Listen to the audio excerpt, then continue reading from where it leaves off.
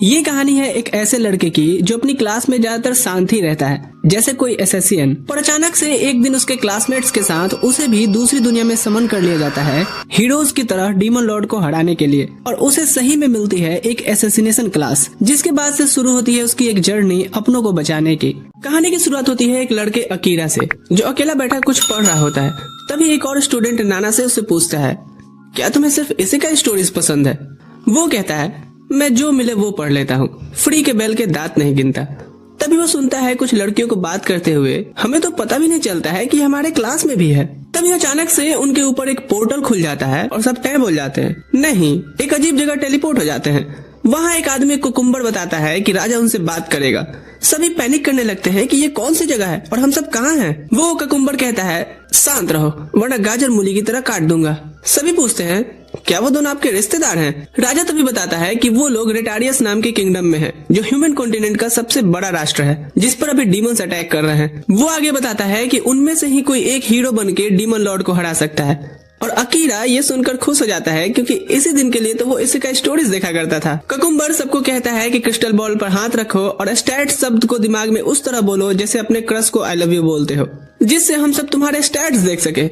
एक स्टूडेंट दुखी हो जाता है कि वो हीरो नहीं बना, पर कुकुम्बर बताता है कि उसके शुरू के स्टैट्स ही उसके औकात से ज्यादा हैं। तो बिगपद्दी ना पेलो और हीरो की हेल्प करके भी तुम अपने हिस्ट्री में नाम बना सकते हो। सब अपने अपने स्टैट्स देखते हैं और अकीरा देखकर हैरान हो जाता है कि उसे एसेसिनेशन क्लास मिला है। नाना से कहता है, हाँ ये तुम पे सूट भी करता है, क्योंकि क्लास में भी तो तुम साइलेंट एसेसिन की तरह ही रहते हो। सुकासा नाम के एक लड़के को कुकुम्बर हीरो घोषित कर देता है, इतना ज्यादा उसके स्टैट्स देख के कि इसकी अटैक पावर तो इंसेन है। पर अकीरा कंफ्यूज हो जाता है, क्योंकि उसके स्टैट्स तो सुकासा से भी ज्यादा पावरफुल है। नाना से कहता है, अब तुम्हारी बारी है क्रिस्टल के पास जाने की। पर वो सोचता है कि अगर उसने अपने एबनॉर्मल स्टैट्स दिखा दिए तो वो हीरो बना दिया जाएगा, जिससे वो सबकी नजरों में आ जाएगा। और उसे तो अभी ये भी नहीं पता कि ये अंधेर नगरी का चौपट राजा डीमन लॉर्ड के बारे में सच बोल भी रहा है या नहीं। इसलिए वो कंसील प्रेजेंस नाम की स्किल यूज करता है और अपने आप को इनविजिबल कर लेता है, जिससे वो किसी को दिखाई नहीं दे रहा था। कुकुम्बर देखता है कि सबका चेकअप अब हो गया तो कहता है, जाओ अब और रात भर आराम करो। पर अकीरा एक कैमरा लगा देख लेता है और समझ जाता है कि सब लोग मॉनिटर किए जा रहे हैं, जिससे उसे लगता है कि कुछ तो झोल है।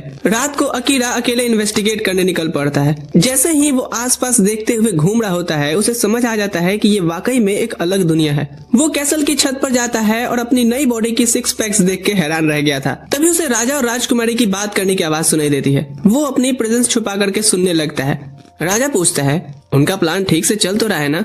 और प्रिंसेस कहती है, हाँ, स्टूडेंट्स एक ऐसी दुनिया से आए हैं जहाँ मैजिक नहीं होता है, तो वो उनके लिए कभी दिक्कत नहीं बनेंगे। राजा कहता है कि उन्हें कैसल के आर्चिप्स में मत जाने देना, उन्हें ज्यादा कुछ पता नहीं चलना चाहिए। अकीरा सोचता है कि ये लोग कुछ तो खिचड़ी पका रहे हैं। वो राजा के इतने पास खड़ा होता है कि मन करता है साले का यही टेटुआ दबा दूं, पर वो डिसाइड करता है कि अभी नहीं और वहाँ से निकल जाता है। अगले दिन अकीरा सोचता है कि क्या वो सबको सच बता दे जो उसने सुना, पर उसे समझ नहीं आता है कि आखिर सब उसकी बात पर यकीन करेंगे क्यों। सुकासा बोलता है कि हम सब इस दुनिया में आकर स्ट्रांग हो गए हैं और हम राजा की मदद करेंगे। बाकी सब भी हुआ हुआ कर रहे थे। फिर वो एक नाइट कमांडर सारन से मिलते हैं, जो बताता है कि वो सबको ट्रेनिंग करने वाला है। वो कहता है, 1 महीने बाद सबको एक बेसमेंट में अपनी ताकत टेस्ट करनी होगी, क्योंकि मुझे पता है कि तुम्हें कुछ नहीं पता। इसी बीच अकीरा इनविजिबल होकर के अपनी इन्वेस्टिगेशन जारी रखता है, पर सारन उसे देख लेता है और ये चीज अकीरा को हैरान करती है, क्योंकि उसने अपनी काउंसिल प्रेजेंस को ऑफ नहीं किया होता। लगता है स्किल अपने कूलडाउन टाइम पे चला गया है। पर सारन बताता है कि नहीं, स्किल अभी भी एक्टिव है, बस उसकी स्पेशल आंखें ही कुछ ज्यादा देख लेती हैं। अकीरा लड़ने को रेडी हो जाता है, पर सारन कहता है, अरे जरा शांत हो जाओ, मैं राजा को कुछ नहीं बताऊंगा। अकीरा हैरान होकर के पूछता है, क्या तुम राजा की साइड में नहीं हो? सारन कहता है, ये सिचुएशन थोड़ा कॉम्प्लिकेटेड है। अकीरा उसे बताता है कि वो आर्चिप्स पढ़ना चाहता है, क्योंकि उसे इस दुनिया के बारे में कुछ भी नहीं पता। सारन उससे पूछता है कि तुम्हारे कंसील प्रेजेंस का लेवल क्या है? अकीरा बताता है कि ये मैक्स लेवल पर है, पर उसकी बाकी स्किल्स लेवल 1 पे हैं और उसे नहीं पता कि उन्हें कैसे बढ़ाया जाता है। सारन उसे ट्रेनिंग देने का ऑफर करता है और कहता है कि वो जो भी इन्फॉर्मेशन चाहता है वो उसे महल के आर्चिप्स में नहीं मिलेंगी। अकीरा कहता है, यहाँ आने के बाद से दरअसल काफी मजा आ रहा है, पर मुझे अपने घर वापस जाने का रास्ता भी तो ढूंढना है। सारन कहता है, इस चीज का तो मुझे भी कोई आइडिया नहीं है कि वो अपनी दुनिया में कैसे लौट सकता है, पर यहाँ तुम्हें जिंदा रहने के लिए स्ट्रांग तो बनना ही पड़ेगा। अकीरा खुददार आदमी फ्री में हेल्प लेना पसंद नहीं करता। सारन इस पर कहता है, ठीक है, बदले में तुम मुझे अपनी दुनिया की किस्से कहानियां सुना देना। और क्या। फिर उनकी ट्रेनिंग शुरू होती है और अकीरा सोचता है कि क्या सच में स्किल्स का लेवल बढ़ सकता है। सारन कहता है लेवल्स तो मॉन्स्टर्स को मार के बढ़ते हैं, पर एक चीज जो ट्रेनिंग से बढ़ती है और वो है स्किल। सारन बताता है कि इस दुनिया में ह्यूमंस, डीमंस के अलावा एल्व्स और बीस्ट फोक्स भी रहते हैं जो अलग अलग कॉन्टिनेंट पे पाए जाते हैं। अकीरा भी डील के हिसाब से बीच बीच में उसे अपनी दुनिया के किस्से कहानियां बताता रहता है। कुछ दिन बीतते हैं और एक नाइट गिलीस आकर के सारन को बताता है कि बाकी स्टूडेंट्स अच्छा प्रोग्रेस कर रहे हैं, पर काम बहुत ज्यादा है और यहाँ तुम सिर्फ अकीरा पर ध्यान दे रहे हो। सारन कहता है कि हाँ, क्योंकि वो मुझे अपनी दुनिया के एक टगले राजा की कहानियां सुनाता है जिसका हथियार काफी स्ट्रॉन्ग है।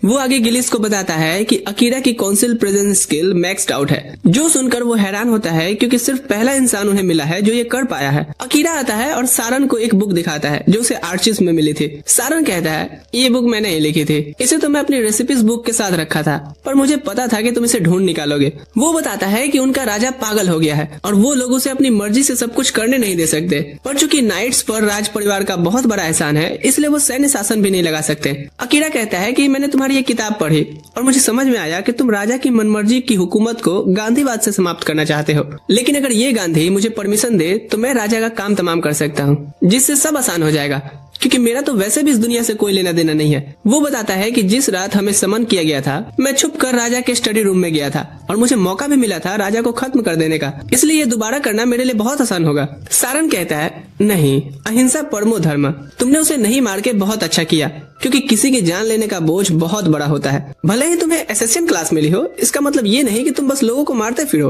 अकीरा भी मान जाता है क्योंकि उसे पता है कि अगर उसने किसी की जान ली तो उसकी माँ और बहन उसे कभी माफ नहीं करेंगी। वो सारन से पूछता है कि वो उसकी इतनी मदद क्यों कर रहा है। सारन बताता है कि उसे अकीरा में एक उम्मीद दिखती है।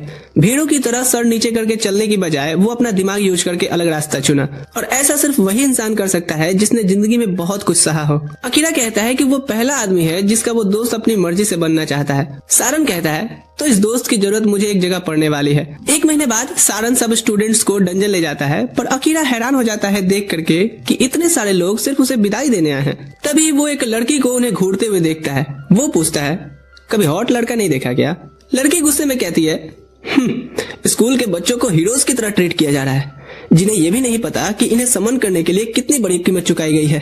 अकीरा पूछता है तेरा स्क्रू ढीला है क्या? सीधा सीधा बोलना। वो लड़की कहती है जब सच सामने आएगा तब मैं तुमसे सीधे सीधे बात करने आऊंगी। अकीरा सोचता है आइला, हुकअप से पहले ब्रेकअप। डंजन पहुंचकर सब मॉन्स्टर्स को मारना शुरू करते हैं, पर धीरे धीरे मॉन्स्टर्स ओवर पावर होते जा रहे थे।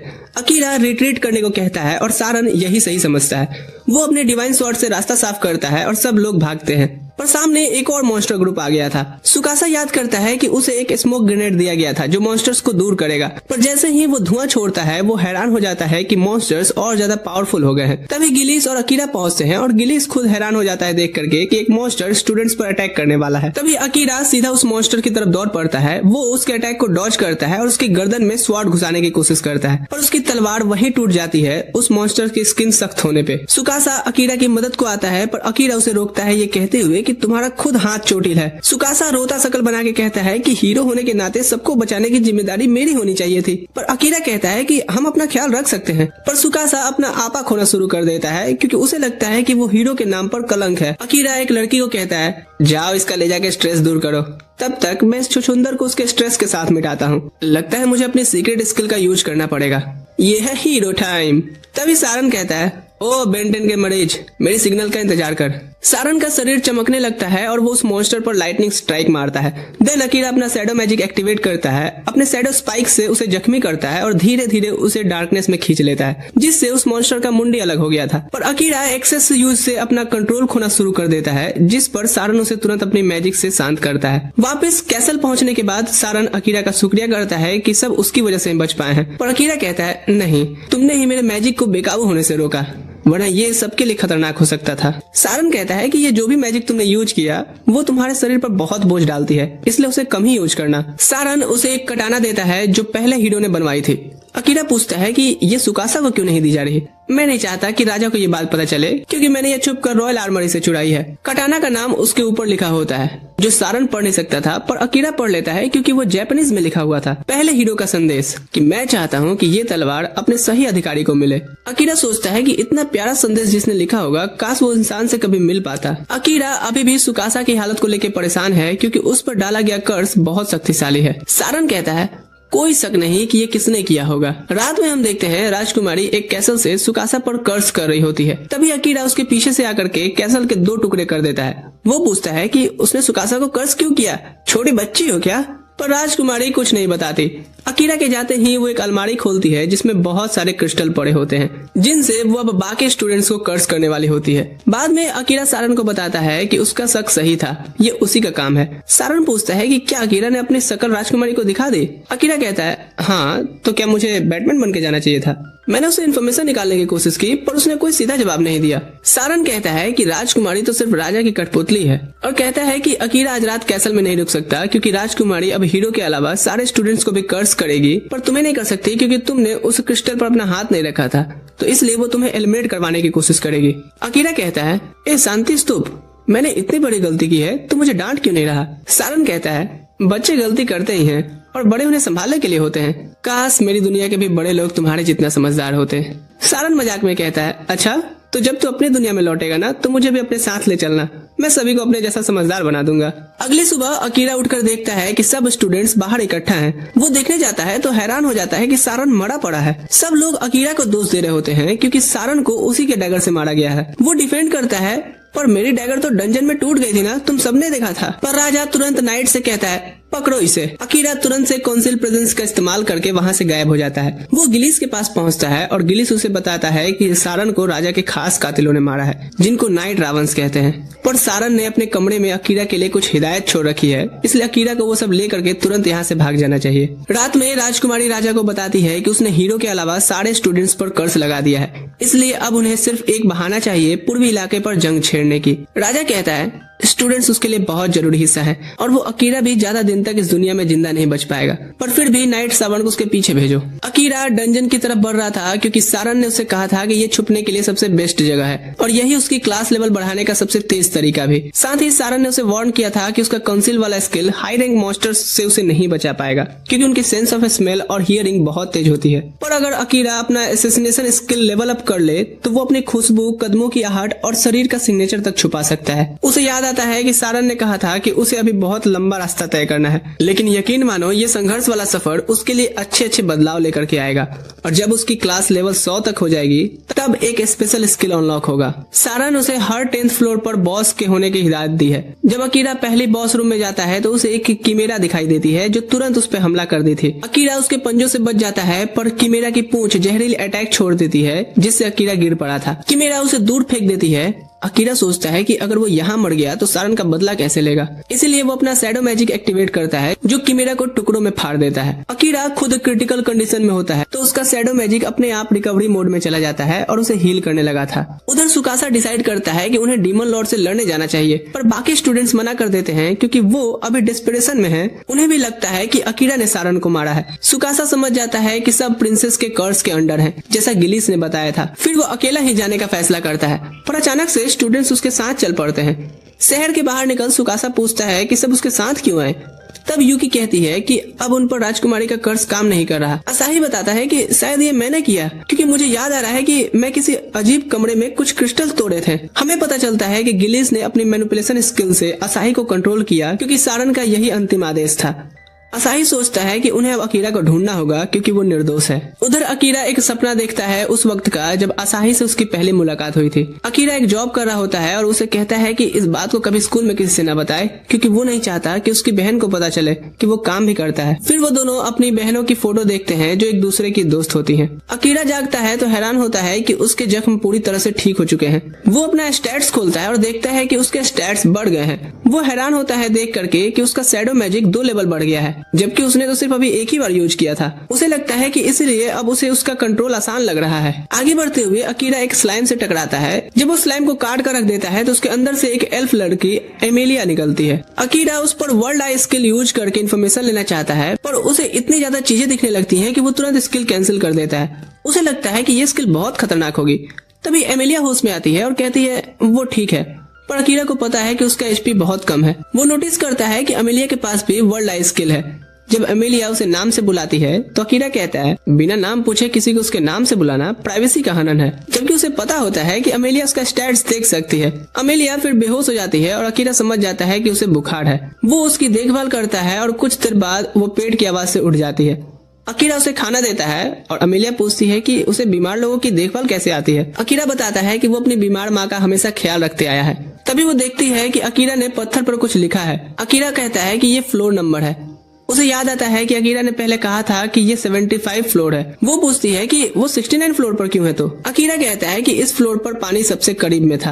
एमेलिया तभी शक करती है कि कहीं अकीरा ने उसे गलत तरीके से छुआ तो नहीं। वो तुरंत कहता है कि मैंने ऐसा कुछ भी नहीं किया है, तुम बस सो जाओ। आगे एमेलिया बताती है कि राज परिवार के होने के बाद भी किसी ने कभी उसकी इतनी देखभाल नहीं की जितनी अकीरा ने की है। अगली सुबह वो 18th फ्लोर की तरफ बढ़ता है और एमेलिया मॉन्स्टर से लड़ने में अकीरा की मदद करती है, पर अकीरा समझ नहीं पाता कि एमेलिया उसके पीछे क्यों आ रही है। जब वो ठीक हो चुकी है, अपने रास्ते जाए, एमेलिया कहती है कि मैं बस उसी डायरेक्शन में जा रही हूँ। अकीरा कहता है कि अगर कुछ हुआ तो मैं बचाने वाला नहीं। हाँ ठीक है, मैं एक इंडिपेंडेंट वुमेन हूँ। बॉस रूम में घुसते ही एक ड्रैगन उन पर फायर ब्रिज छोड़कर अटैक करता है, जिससे दोनों बच जाते हैं। अकीरा अपनी प्रेजेंस छुपा लेता है, जबकि एमेलिया ग्रेविटी जादू से ड्रैगन को मार रही होती है, पर ड्रैगन फिर भी अकीरा को भांप जाता है। एमेलिया कहती है कि ड्रैगन उसकी माना को ट्रेस कर रहा है, इसलिए उसे अपनी मैजिक को आसपास फैला देना चाहिए, पर अकीरा बताता है कि वो ऐसा नहीं कर सकता। अकीरा अपने डार्क मैजिक से ड्रैगन पर हमला करता है और तलवार से उसकी आंख छेद देता है, जिससे ड्रैगन जमीन पर गिर पड़ा था। अकीरा बताता है कि उसने आसपास की माना का इस्तेमाल करके ड्रैगन को हराया है, और एमेलिया हैरान हो जाती है कि उसने ऐसा कर दिया।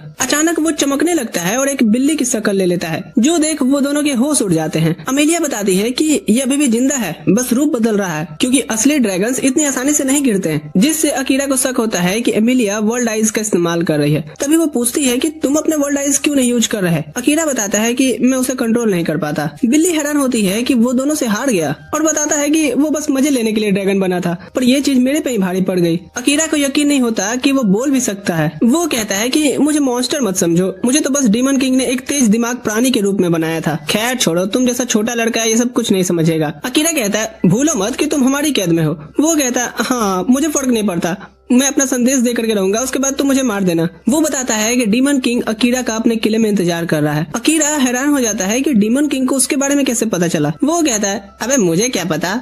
फिर वो जमीन पे लेट जाता है और कहता है कि अब वो उसे मार सकता है क्योंकि उसका काम पूरा हो चुका है, पर अकीरा उसे मारने से इनकार कर देता है क्योंकि उसका मानना है कि सारे मॉन्स्टर्स बुरे नहीं होते। एमेलिया कहती है कि अगर वो बिल्ली को नहीं मारेगा तो बॉस रूम का दरवाजा भी नहीं खुलेगा, पर अकीरा फिर भी इनकार कर देता है क्योंकि उसे बिल्लियां पसंद है। वो कहता है इतना प्यार मुझसे करोगे तो फिर भूख से मरने के लिए तैयार हो जाओ, पर अकीरा सोचता है कि कोई और रास्ता भी तो होगा। तब एमेलिया कहती है कि अगर वो बिल्ले को अपना फेमिलियर बना ले तो दरवाजा खुल जाएगा, पर वो बिल्ला कहता है कि इसके लिए इस किराए के मालिक का अपने माना पे बहुत तेज कंट्रोल होना चाहिए, जो मुझे तो नहीं दिख रहा। एमेलिया कहती है कि अकीरा ने जो अटैक किया था वो वही काम है जो पहले हीरो ने किया था, इसलिए वो ये कर सकता है। हाँ, पर सफल होगा या नहीं वो नहीं पता। अकीरा पूछता है कि अगर वो इस रिचुअल में फेल हुआ तो क्या होगा। बिल्ला कहता है तो दोनों की जान जा सकती है, पर अकीरा बिना सोचे समझे तैयार हो जाता है। एमेलिया समझ नहीं पाती कि वो एक बिल्ले के लिए चीजें इतनी मुश्किल क्यों बना रहा है, जबकि वो उसे आसानी से मार के काम खत्म कर सकता है, पर अकीरा कहता है कि वो अब फैसला कर चुका है। एमेलिया बताती है कि शुरू करने से पहले अकीरा को बिल्ले का एक नाम रखना होगा, तो अकीरा उसका नाम योरू रखता है। अब वो अपनी माना योरू पे यूज करने लगता है, पर अचानक अपने आप को योरू के मन के अंदर पाता है, जहाँ वो देखता है कि योरू एक गांव तबाह कर रहा है। अकीरा उसे रोकने की कोशिश करता है, पर योरू उसे लाइटनिंग से उड़ा देता है, ये कहते हुए कि अगर वो उसे नहीं मारेगा तो उसकी आत्मा हमेशा यहीं कैद रहेगी।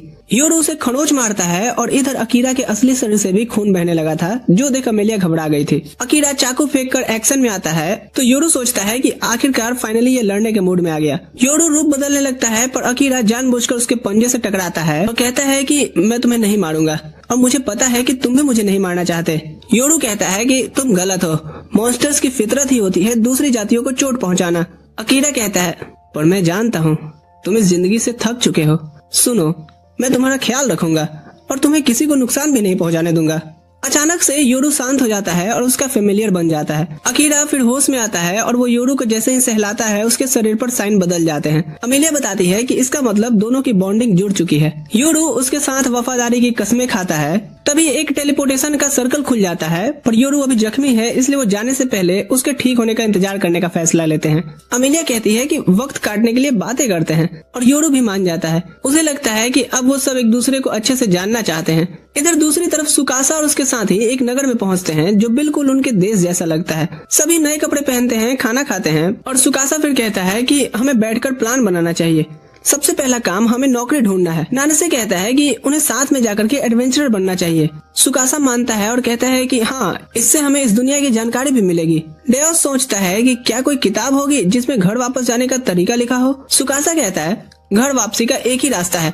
राजा और राजकुमारी जरूर जानते होंगे कि उन्हें कैसे लौटाया जाएगा, क्योंकि उन्होंने ही उन्हें बुलाया था और उसके लिए हमें पहले डीमन किंग को मारना होगा, फिर हम उनसे इस चीज का शर्त रख सकते हैं। पर असाही कहता है कि उन्हें तब तक रुकना चाहिए जब तक अकीरा उनसे नहीं मिल जाता। उसका मानना है कि अकीरा हम में से सबसे शक्तिशाली है, इसलिए बिना अकीरा के डीमन किंग से लड़ना बेवकूफी होगी। पर हर किसी का अकीरा के बारे में अभी भी अलग अलग राय ही चल रही थी। सब लोग सुकासा को बोलते हैं कि वही फैसला करे। सुकासा सोचता है कि अकीरा उनके साथ टीम कभी नहीं बनाएगा, क्योंकि किंडरगार्टन से एक ही क्लास में होने के बावजूद भी वो मुझे पहचानता तक नहीं है। सुकासा जानता है कि सिर्फ हीरो की होली स्वॉर्ड ही डीमन किंग को हरा सकती है, मतलब इसमें टीम वर्क बहुत जरूरी है। पर अकीरा इसमें दिलचस्पी नहीं लेगा, क्योंकि वो सबसे ज्यादा ताकतवर है, इसलिए पहले हमें भी उसके जितना ताकतवर बनना पड़ेगा जिससे वो हमें अपने में लगाए। इसलिए वो फैसला करते हैं कि यहीं रुककर अकीरा का इंतजार करेंगे और तब तक यहाँ के मॉन्स्टर से लड़के खुद को ताकतवर भी बनाएंगे। डंजन में अमेलिया बताती है कि उसे अपने घर से भागना पड़ा। जब लोग उसके पीछे पड़ गए तो उसने ग्रेविटी जादू से पहाड़ तोड़ करके अपनी जान बचाई। वो नदी में गिर गई और फिर बहते बहते किनारे तक पहुंची, जहाँ एक डार्क स्लाइम ने उसे निगल लिया था। और जब फिर उसे होश आया तो उसके सामने अकीरा था। एमिलिया कहती है कि मुझे अपने पास्ट से बिल्कुल फर्क नहीं पड़ता, क्योंकि इसी तरह मेरी मुलाकात तुमसे हुई। पर अकीरा कहता है कि उसे वापस जाकर के सब ठीक करना चाहिए। उसे पता है कि अमेलिया की छोटी बहन को उससे शिकायत है, इसलिए अमेलिया को उससे बात करनी चाहिए।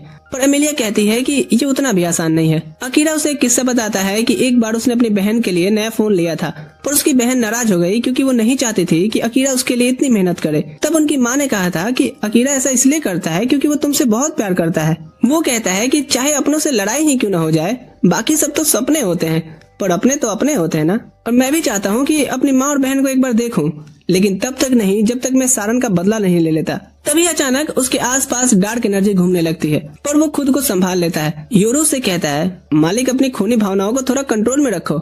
दोनों बताते हैं कि हम सारन के बारे में सुन चुके हैं। अकीरा हाथ में दस्ताने पहनकर योरू से खेलने लगता है ताकि उसका मूड थोड़ा हल्का हो सके, पर योरू उसे डांट देता है कि मालिक ये सब प्यार व्यार बाद में करना, पहले यहाँ से निकलने का सोचो, क्योंकि हम में से अगर एक भी कोई मरा ना तो दोनों मर जाएंगे। साथ ही वो बताता है कि दोनों एक दूसरे से कितने भी दूर हो पर फिर भी बात कर सकते हैं, क्योंकि उनकी आत्माएं अब जुड़ गई हैं। अमेलिया ये सुनकर जलन महसूस करती है। अकीरा कहता है कि इस चीज में तुम कुछ नहीं कर सकती, क्योंकि योरू मेरा फेमिलियर है। जैसे ही वो निकलने के लिए सर्किल में घुसने की तैयारी करते हैं, अमेलिया कहती है कि मैंने सुना है कि ये सर्किल उन्हें उस जगह ले जाता है जहां तुम में से कोई एक जाना चाहता हो। पर अमेलिया को अब कहीं जाने से फर्क नहीं पड़ता जब तक अकीरा उसके साथ है। अकीरा सोचता है कि क्या यह सर्किल उसे उसके असली दुनिया में वापस भेज सकती है, पर तुरंत से इस विचार को टाल देता है क्योंकि अभी घर लौटने का सही वक्त नहीं आया है। सर्किल उन्हें एल्फो के देश में पहुंचा देता है, जिससे अमेलिया के होश उड़ गए थे। तभी एक एल्फ उस पर तीर चला देता है। अकीरा तुरंत एमिलिया को बचा लेता है और पल भर में उस एल्फ के सामने खड़ा हो जाता है। अगर तूने तीर चलाना बंद नहीं किया तो तेरा टेटुआ दबा दूंगा। वो एल्फ कहता है कि अमेलिया का अब यहाँ कोई अधिकार नहीं है, इसलिए वो चली जाए यहाँ से। अकीरा उसे बेहोश कर कहता है, बहुत बोलता है साला। अचानक वो सभी चारों तरफ से घेर लिए जाते हैं। अमेलिया की बहन रोज सामने से आती है और कहती है कि वो अपनी बहन एमिलिया से उस पाप का बदला लेगी जो उसने किया। फिर एक यादे दास्तान में हम देखते हैं, एक दिन अमेलिया घूमने निकली थी और रोज को सैनिकों के साथ तलवार चलाते देखकर इम्प्रेस होती है। रोज ने तुरंत उस सोल्जर को हरा दिया था, पर उसकी सेवा में लगी नौकरानियां याद दिलाती हैं कि असल में तो आपकी बहन अमेलिया ही लीडर बनने वाली है। तभी रोज का फियोंसे लियाम उससे सगाई तोड़ने की बात करता है। रोज कहती है, ये इसलिए है ना क्योंकि अमेलिया विपत्ति की संतान है, और अमेलिया पर अचानक भयानक अपराध का आरोप लग जाता है। प्रेजेंट में अकीरा सोचता है कि अमेलिया ने आखिर ऐसा क्या किया था। रोज बताती है कि अमेलिया ने उसे जहर दिया था, पर अमेलिया कसम खाकर कहती है कि मुझे लगा कि तुम जहर दे रही हो। रोज अकीरा से कहती है, अमेलिया को मेरे हवाले कर दो, और अपने मैजिक से अकीरा को कंट्रोल करने की कोशिश करती है। अमेलिया गुस्से में अपनी बहन को बोलती है कि अपना मैजिक हटाओ ताकि अकीरा खुद फैसला कर सके। रोज हैरान होती है कि पहली बार अमेलिया उस पर ऐसे चिल्ला रही है। अकीरा कहता है चिंता मत करो, ये मेरे पे काम नहीं करेगा। हाँ तो मैं कहाँ था? योरू कहता है कि ये पावर खुद से पावरफुल लोगों पर काम नहीं करता। रोज को यकीन नहीं होता कि अकीरा उससे ज्यादा ताकतवर है, पर अकीरा कहता है कि अमेलिया पर जो झूठे आरोप लगाए गए हैं उन्हें अब मुझे दूर करना होगा, क्योंकि मैं जानता हूँ कि ये झूठ नहीं बोलती। रोज अपने सैनिकों से अकीरा को मारने का आदेश देती है। अकीरा लड़ने को तैयार हो जाता है, तभी एल्फों के राजा आकर के सबको रुकने बोलता है। रोज हैरान होती है कि वो यहाँ कैसे, क्योंकि आपको तो देश के बाहर होना चाहिए था। राजा पूछता है कि क्या हो रहा है ये सब, और सारे एल्फ एक के बाद एक बताने लगते हैं कि अमेलिया ने पाप किया है। राजा कहता है चुप, क्या पाप पाप लगा रखा है। तभी वो नोटिस करता है कि सभी पे रोज की चार्म मैजिक लगी हुई है। वो रोज को आदेश देता है कि सब पर से अपना जादू हटाए। फिर वो अमेलिया से माफी मांग करके सब ठीक करने का प्रॉमिस करता है और अकीरा से कहता है कि तुम लड़के उल्टे पैर लौट जाओ। अमेलिया बताती है कि अकीरा ने ही उसे बचाया है, पर राजा कहता है हाँ तो उससे क्या, दूसरी जातियों का यहाँ आना मना है। अमेलिया कहती है फिर मैं भी आपके साथ नहीं आना चाहती। राजा कहता है ये तुम क्या कह रही हो, तुम्हें ही गद्दी को संभालना है। अकीरा कहता है इसे फोर्स नहीं कीजिए, ये अपने फैसले खुद करेगी, और वो राजा को खुलेआम इसके लिए चैलेंज कर देता है। राजा देख लेता है कि अकीरा में वो कला है जो लियाम को हरा सकती है, तो वो अकीरा को मुकाबले की चुनौती देता है और जो जीतेगा वही फैसला करेगा। राजा अपने तरफ से रोज को लड़ने भेजता है और कहता है कि ये मुकाबला होली ट्री के सामने होगा। जाते हुए अमेलिया अकीरा से माफी मांगती है कि उसने उसे परेशानी में डाल दिया, पर अकीरा कहता है कि ये उसका खुद का भी फैसला था। अकीरा पूछता है कि उन्होंने तुम्हें विपत्ति का संतान क्यों बुलाया। अमेलिया बताती है कि पुरानी कथाओं में लिखा है कि अगर जुड़वा बच्चे पैदा हो और उनमें से एक अपने माँ बाप से अलग दिखाई दे तो माना जाता है कि वो आगे आने वाले समय में देश के लिए दुर्भाग्य लेके आएगा। योरू कहता है कि ये कथा तो बहुत पहले ही अंधविश्वास मानी जा चुकी है, इसलिए उसे लगता है कि रोज ने ये सब सिर्फ जलन में कहा होगा। अकीरा कहता है कि हाँ, क्योंकि तुम्हारे बाल इतने सुंदर जो हैं, वो उससे जलेगी ही। वो लोग होली ट्री तक पहुंच जाते हैं। अकीरा फैसला करता है कि वो अपनी इनविजिबल पावर नहीं यूज करेगा ताकि सब देख सकें कि वो कैसे जीता, पर अमेलिया उसे चेतावनी देती है कि रोज एल्फों में सबसे तेज तलवारबाज है। अकीरा हैरान होता है कि इतना कुछ होने के बाद भी तुम अपनी बहन की साइड ले रही हो। अमेलिया कहती है कि हम पहले बहुत क्लोज हुआ करते थे और अब भी वो उसे अपनी प्यारी छोटी बहन ही मानती है। मुकाबले की तैयारी होती है और रोज यकीन नहीं कर पा रही थी कि अकीरा अपनी तलवार ही नहीं निकाल रहा। अकीरा उसे टीज करता है कि मैं तुम्हें कहीं गलती से न मार दूं, इसलिए तलवार नहीं खींच रहा। राजा कहता है फाइट। रोज बिजली की रफ्तार से हमला करती है, पर अकीरा आसानी से उसकी तलवार से बचकर उसे पीछे धकेल देता है। रोज सोचती है कि अकीरा उसका मजाक उड़ा रहा है, इसलिए वो अपनी तलवार में हवा का जादू भरकर तेज धमाका करते हुए उस पर हमला करती है, पर अकीरा फिर बच निकला था। वो पास आकर के रोज को लंगड़ी मारकर पूछता है क्या अब उसका गुस्सा ठंडा हुआ। वो बताता है कि अमेलिया उसकी कितनी तारीफ करती है और चाहता है कि कोई अगर चीज उसे परेशान कर रही है तो दोनों बहनें बैठकर उस पर बात करें, पर रोज कहती है कि अमेलिया ने उससे सब कुछ छीन लिया। लगातार ये कहते हुए वो हाँ कर रही थी, पर तभी उसका कंट्रोल अपने मैजिक पर से ही छूटने लगता है। अकीरा तुरंत योरू से अमेलिया को प्रोटेक्ट करने को कहता है। यहाँ हम एक पास्ट में देखते हैं कि छोटी रोज अमेलिया के सुंदर बालों को एडमायर करती है, पर जब उसे पता चलता है कि अमेलिया का क्लास एक लेजेंडरी स्पिरिट मीडियम है, तब सारा अटेंशन अमेलिया को मिलने लगता है। रोज कहने लगती है कि वो सब उसे वापस चाहिए जो उसका था। अमेलिया उसे अब रुक जाने को बोलती है। तभी लियाम अमेलिया को कोई मैजिकल आइटम देता है जिसका इस्तेमाल कर पूरी जगह को वो शुद्ध कर देती है। इससे सारे सैनिक से रोज का जादू हट गया था। रोज समझ लेती है कि अब सब कुछ खत्म हो गया है, इसलिए वो अब अपना अंतिम हमला तैयार करती है। अकीरा देख लेता है कि अगर वो बचने की कोशिश करेगा इससे तो पीछे खड़े लोग मर जाएंगे, इसीलिए वो अपना डार्क मैजिक यूज करता है जो रोज की मैजिक को निगलने लगता है। पर जैसे ही वो जादू रोज को भी लपेटने वाला होता है, अकीरा उसे वापस खींच लेता है और वो उसके शरीर में फिर से समा जाता है। रोज हार मानने से इनकार करती है, पर अकीरा उसका अटैक ब्लॉक कर उसे दूर उड़ा देता है। रोज सोचती है कि अमेलिया और लियाम उसका मजाक उड़ाने आए हैं क्योंकि उन्होंने उसका जादू पल भर में तोड़ दिया, पर अमेलिया कहती है कि लियाम कभी उसके जादू में था ही नहीं। रोज यकीन नहीं करती और रो रो कर कहती है कि ठीक है मैं हार गई, वो चाहे तो कोई भी सजा दे दे। तभी राजा बोल उठता है कि सारी गलती मेरी थी। वो बताता है कि अमेलिया ने उससे कुछ नहीं छीना, बल्कि वो खुद रोज की यादें मिटा करके उसे बचाने की कोशिश कर रहा था। राजा उसकी यादें वापस करता है। यादों में हम देखते हैं कि रोज अपने से तलवारबाज बनने का वादा करती है और डंजन में ट्रेनिंग करने जाती है, जहाँ उसे एक मिस्टीरियस लड़की ऑर्ब देती है, ये कहते हुए कि ये मॉन्स्टर को खत्म करेगा। वो सोचती है कि मॉन्स्टर्स को हरा के जल्दी ताकत पालूंगी, पर इससे मॉन्स्टर्स और भी ज्यादा हो जाते हैं। रोज भाग करके बाहर निकलती है पर मॉन्स्टर्स उसका पीछा कर लेते हैं। वो अपने आप को अब खत्म ही समझती है, पर तभी लियाम और सैनिक आ जाते हैं और एक गॉब्लिन ने लियाम का काम तमाम कर दिया था। राजा बताता है कि लियाम की मौत ने रोज को ऐसा तोड़ दिया कि वो अंधेरे में डूब गई, इसलिए उसकी यादें मिटानी पड़ी। पर अमेलिया ने पुनर्जन्म का जादू बनाया और लियाम बच गया। इसके बाद रोज सबसे अलग होती चली गई क्योंकि सिर्फ वही सच नहीं जानती थी। राजा मानता है कि ये राज छुपाने से उनके बीच एक दीवार बन गई, इसलिए आज का मुकाबला उसकी हिम्मत वापस लाने के लिए रखा गया था। राजा बताता है कि जब लियाम को फिर से जीवित किया गया तो होली ट्री का एक पत्ता उसके शरीर में समा गया, इसलिए रोज का चार्म मैजिक उस पर काम नहीं करता। राजा यहाँ माफी मांगता है कि अमेलिया को दूर भेजना पड़ गया। रोज रोने लगती है कि उसने सबकी चिंता को दया का भाव समझा और अपनी ही बहन को दुश्मन बना लिया। अमेलिया उसे गले लगाकर कहती है कि तुम हमेशा से एक अच्छी इंसान रही हो, तो बुरा क्यों बनना है। इस तरह दोनों बहनें फिर से मिल जाती हैं। उसके बाद सब लोग भोज करते हैं। अकीरा राजा को याद दिलाता है कि मुकाबला मैंने जीता है, इसलिए अमेलिया अब आजाद है और वो जो चाहे वो कर सकती है। राजा पूछता है, हाँ ठीक है, तो अब तुम कहाँ जाओगे। अकीरा कहता है कि योरू ने उसे बीस्टमैन के देश के बारे में बताया है, जो वेपन्स बनाने के लिए काफी मशहूर है। अमेलिया कहती है, हाँ, और मैं भी अकीरा के साथ ही जाऊंगी, वो जहाँ भी जाए। इधर सुकासा और उसके सारे साथी जहाज पर होते हैं। सुकासा असाही से माफी मांगता है कि वो अकीरा का इंतजार नहीं कर पाया और पता चलता है कि वो सब भी बीस्टमैन के देश जा रहे होते हैं अपने अपने वेपन्स को स्ट्रॉन्ग बनाने। रोज इधर कहती है कि अमेलिया तुम कभी भी वापस आ सकती हो। लियाम अकीरा से कहता है अमेलिया का ध्यान रखने, और राजा बताता है कि सैनिक तुम्हें बंदरगाह तक छोड़ देंगे क्योंकि समंदर के किनारे कुछ लोगों को उठा ले जाने की घटनाएं हो रही हैं। पर अमेलिया कहती है कि चिंता न करे, अकीरा है ना। रास्ते में बढ़ते हुए अकीरा योरू से पूछता है कि तू राजा के सामने इतना चुप क्यों था रे। योरू कहता है, मैं कोई परेशानी पैदा नहीं करना चाहता था मालिक, मेरी सेंसेस अभी भी डीमन लॉर्ड से जुड़ी हुई हैं। हालांकि मैं उसके कैद में अब नहीं हूँ, पर वो तुमसे मिलना जरूर चाहता है।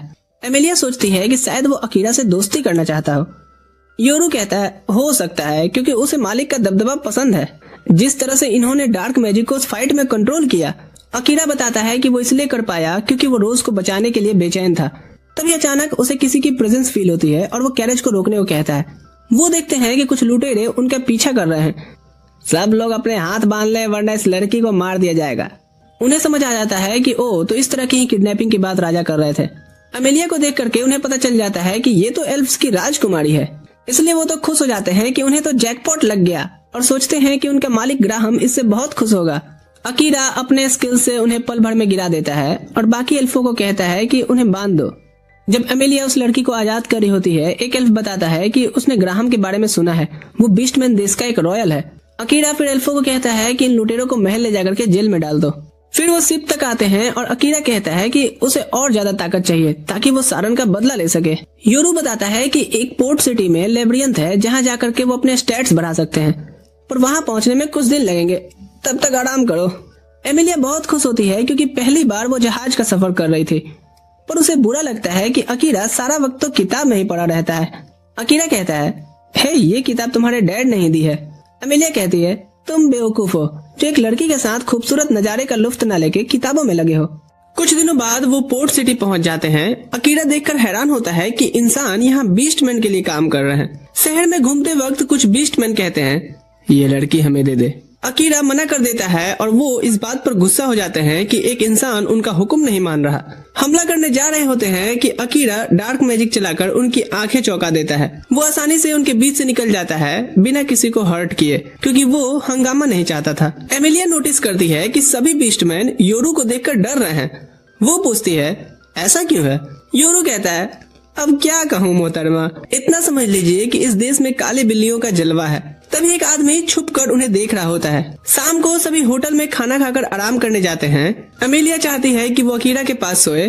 अकीरा कहता है, नहीं, हमें अलग बिस्तर पे ही सोना चाहिए। योरू समझ जाता है कि अमेलिया क्या सोच रही है और वो कमरे से निकल जाता है ये कहते हुए कि एंजॉय करना। अमेलिया नहा कर आती है पर अकीरा को सोया हुआ पाती है। वो उसके गालों पर किस करते हुए गुड नाइट कहती है, पर हम देखते हैं कि अकीरा बस सोने का नाटक कर रहा था, क्योंकि उसे ऐसे सिचुएशन में कैसे एक्ट करना है कोई आइडिया नहीं था। अगली सुबह योरू आता है और मजाक में कहता है, लगता है रात काफी सुहानी बीती है। और अकीरा देखता है कि एमिलिया उसके बगल में सोई थी। योरू कहता है, चलिए मालिक, पैंट चढ़ाइए और किसी से मिलने के लिए तैयार हो जाइए। तभी एक ब्लैक स्मिथ क्रो उनसे मिलने आता है, जिसे योरू ने रात में ही बुला लिया था। क्रो कहता है, मेरे पास और कोई चारा नहीं था, क्योंकि नाइटमेयर ऑफ एडिलिया ने मुझे जो बुलाया है। योरू कहता है, मैं चाहता हूँ कि मेरे मालिक तुमसे मिले क्योंकि तुम दुनिया के बेस्ट स्मिथ हो। क्रो अकीरा की तलवार देखकर कहता है कि वो ज्यादा इस्तेमाल होने से खराब हो गई है, पर वो ठीक हो सकती है अगर सही इंग्रेडिएंट्स उसे मिल जाए तो। अकीरा वादा करता है कि वो सारी चीजें ला करके देगा और उसके लिए एसेसियन टूल्स भी बनाने को कहता है, पर क्रो कहता है कि अभी तुम इन हथियारों के लायक नहीं हुए हो, तुम में अनुभव की कमी है। एमेलिया कहती है तुम्हें अकीरा के बारे में कुछ नहीं पता, पर योरू कहता है मैडम जी शांत हो जाओ। क्रो खुद पिछले हीरो पार्टी का मेंबर रह चुका है, इसलिए उसे बहुत एक्सपीरियंस है। क्रो फिर अकीरा को उसके इंग्रेडिएंट का लिस्ट देकर के कहता है कि तलवार उसके पास रहेगी जब तक वो ठीक नहीं कर देता। योरू मानता है कि क्रो थोड़ा रूड है, पर वो इस काम के लिए बिल्कुल सही बंदा है। वो अकीरा से कहता है कि ये इंग्रेडिएंट उसे लेब्रियंथ में मॉन्स्टर्स को मार के मिल जाएगी। एमेलिया निकलते हुए कहती है मुझे क्रो से कुछ बात करनी है। अकीरा योरू को बोलता है उसके साथ जाने और अगर कुछ प्रॉब्लम हुई तो मन की बात से बताए। अमेलिया और योरू को आया देख क्रो पूछता है कि अब उन्हें क्या चाहिए।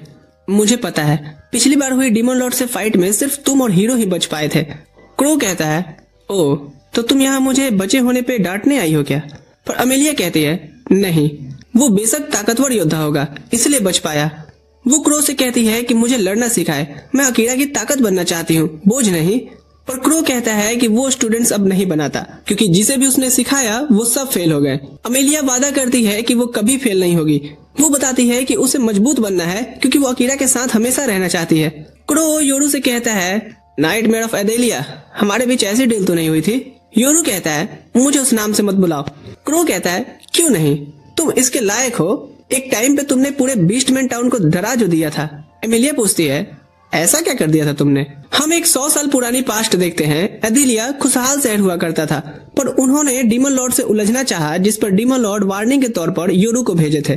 लेकिन ये पगला आगे तबाही मचाने लगा, जिससे बीस्टमैन उससे लड़ने की कोशिश करते रहे, पर सब नष्ट हो गए थे। उस घटना के बाद से सब ने योरू को नाइटमेयर ऑफ एडेलिया कहना शुरू कर दिया था और इसी वजह से यहाँ के लोग काले बिल्लियों से डरते हैं। प्रेजेंट में अकीरा को सब पता चल जाता है क्योंकि उसका मन योरू से जुड़ा हुआ है। योरू कहता है पर अब मैं बदल गया हूँ, अब मैं अपने नए मालिक के जैसा हूँ। क्रो को इस बात पर यकीन करना थोड़ा मुश्किल लगता है, पर वो कहता है कि उसने कभी योरू से नफरत नहीं की। वो बताता है कि कहानी यहीं समाप्त नहीं होती है। हम देखते हैं उस घटना के बाद क्रो अपनी बहन को श्रद्धांजलि दे रहा होता है, तभी योरू से पहचान लेता है कि वो हीरो पार्टी का मेंबर में से एक है और पूछता है कि क्या वो उससे लड़ना चाहता है। पर क्रो कहता है कि मुझे तुमसे कोई नफरत नहीं है क्योंकि मुझे पता है कि डीमन लॉर्ड तुम पर अपना नियंत्रण कर रहा है और मुझे ये भी पता है कि मेरी बहन को तुमने नहीं मारा।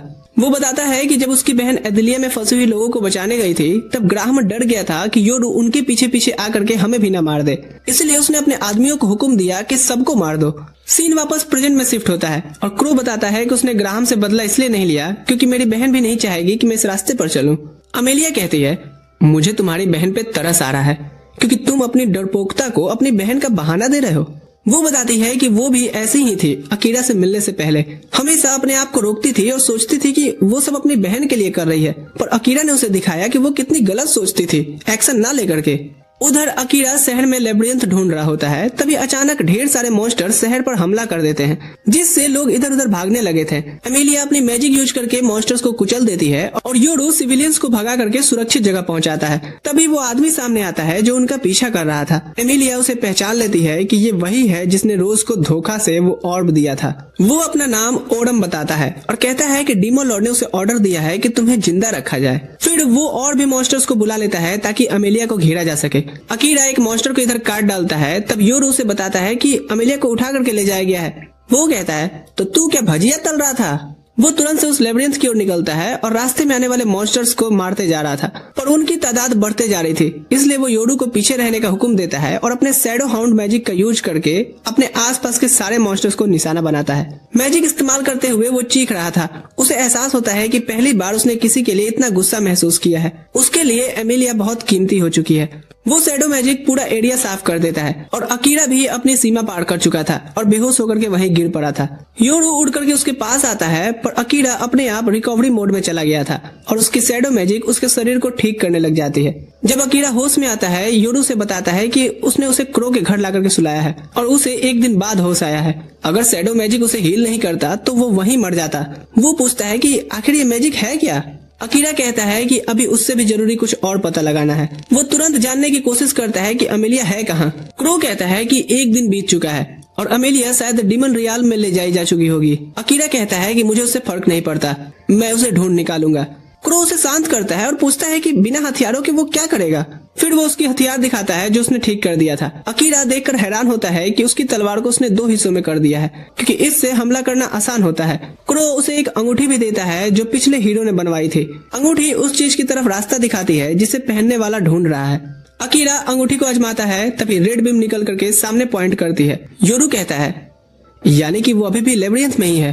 अकीरा बिना देरी के भाग पड़ता है। योरू उसे कहता है कि आगे से उसका थोड़ा ध्यान रखना। इधर लेबिरिंथ में ऑरम बताता है कि मॉन्स्टर्स को काबू में करने का मेरे पास जादू है, और वही जादू एल्फो पर भी काम करता है। एमेलिया पूछती है कि हम लेबिरिंथ में क्या कर रहे हैं। ऑरम बताता है कि डीमन लॉर्ड के सिपाही 2nd ग्रेड के होते हैं और वो 3rd ग्रेड का है, इसलिए हम यहाँ रुक करके अपने बॉस लोगों का आने का इंतजार करेंगे। इधर अकीरा अंगूठी को फॉलो करता हुआ लेबिरिंथ के गेट तक पहुंच गया था।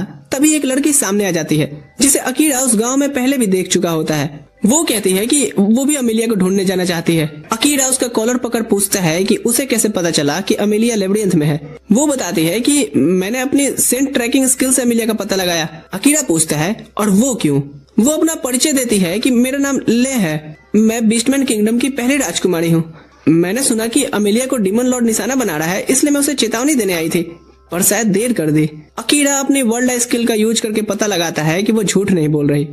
वो उसकी स्पिरिट बैरियर स्किल के बारे में पूछता है और वो हैरान होती है कि अकीरा को इसके बारे में कैसे पता चला।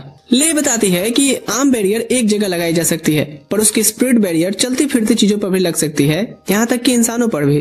वो कसम खा करके कहती है कि वो मदद करेगी और उसे ये भी बताती है कि डीमन लॉर्ड को अमेलिया के पुनर्जन्म का जादू हासिल करना है। यहाँ अब अकीरा को उस पर विश्वास हो जाता है और वो उसे अपने साथ आने देता है। उधर अमेलिया भी समझ गई थी कि आखिर डीमन लॉर्ड उससे क्या चाहता है, पर वो हैरान होती है कि मॉन्स्टर्स तो वैसे भी लगभग अमर ही होते हैं, फिर उसे उसका पुनर्जन्म का जादू क्यों चाहिए। ऑरम कहता है अबे मुझे क्या पता, मैं तो बस ऑर्डर फॉलो कर रहा हूँ। अकीरा लेबिरिंथ की तरफ बढ़ता है और ले से पूछता है कि जब उसे पहली बार रटारियस में देखा था उसने, तो वहाँ क्या कर रही थी। ले बताती है कि वो अपने परिवार को ढूंढ रही थी जिसे एक डार्क स्लाइम ने किडनैप कर लिया था। वो बताती है कि उसे राज परिवार ने गोद लिया, पर उससे पहले वो एक छोटे गांव में रहती थी और एक दिन वहाँ एक डार्क स्लाइम आया और सबको निगल गया। अकीरा याद करता है कि ये वही चीज है जो अमेलिया के साथ भी हुई थी। ले बताती है कि राज परिवार ने मुझे एज अ प्रोटेक्टर स्किल की वजह से गोद लिया था और राजकुमारी बनने के बाद मैंने अपने गांव के लोगों के गुम होने का कारण ढूंढा और यही चीज मुझे रटारियस एम्पायर तक ले गई। वो बताती है कि सिर्फ उसका गांव ही नहीं बल्कि बहुत सारे इंसान और बीस्टमैन गायब हुए थे, क्योंकि उन सब को हीरोज को दूसरी दुनिया से बुलाने के लिए कुर्बान कर दिया गया था और इसीलिए मैं तुम लोगों को पसंद नहीं करती थी। अकीरा बताता है तो अब ऐसे अचानक से क्या हो गया, मैं भी तो उनमें से ही एक हूँ। ले कहती है हाँ, पर अब मुझे पता चल गया है कि इस सब का जिम्मेदार यहाँ का राजा और राजकुमारी थे। अकीरा कहता है मुझे विश्वास नहीं होता कि हमें मॉन्स्टर्स को रोकने के लिए बुलाया गया है। योरू कहता है मुझे भी, क्योंकि मॉन्स्टर्स ने तो 100 साल से कोई हमला ही नहीं किया था। वो लेबिरिंथ पहुंच जाते हैं जहां हर फ्लोर पार करने के लिए उन्हें मॉन्स्टर्स से लड़ना था। अकीरा सोचता है अपना शैडो मैजिक यूज करे, पर योरू कहता है कि मुझे भी कुछ काम कर लेने दो मालिक, बस मुझे इस बात का ख्याल रखना है कि मैं अपना आपा न खोऊं। अकीरा उसे यकीन दिलाता है कि वो उसे कंट्रोल में रखेगा। योरू तुरंत रूप बदल लेता है और मॉन्स्टर्स को कुचलते हुए आगे बढ़ता है। धीरे धीरे वो अपना नियंत्रण खो रहा था, पर अकीरा अपने सबकॉन्शियस माइंड से उसे लगातार बातें कर रहा था। वो पूछता है कि सभी मॉन्स्टर्स और डीमन से नफरत क्यों करते हैं। योरू बताता है कि सिर्फ पहला डीमन किंग ही था जिसने दूसरी प्रजातियों पर भी अपना हक जमाने के लिए उन पर हमला करता था, और तभी से सभी मानने लग गए कि डीमंस बुराई का जड़ है।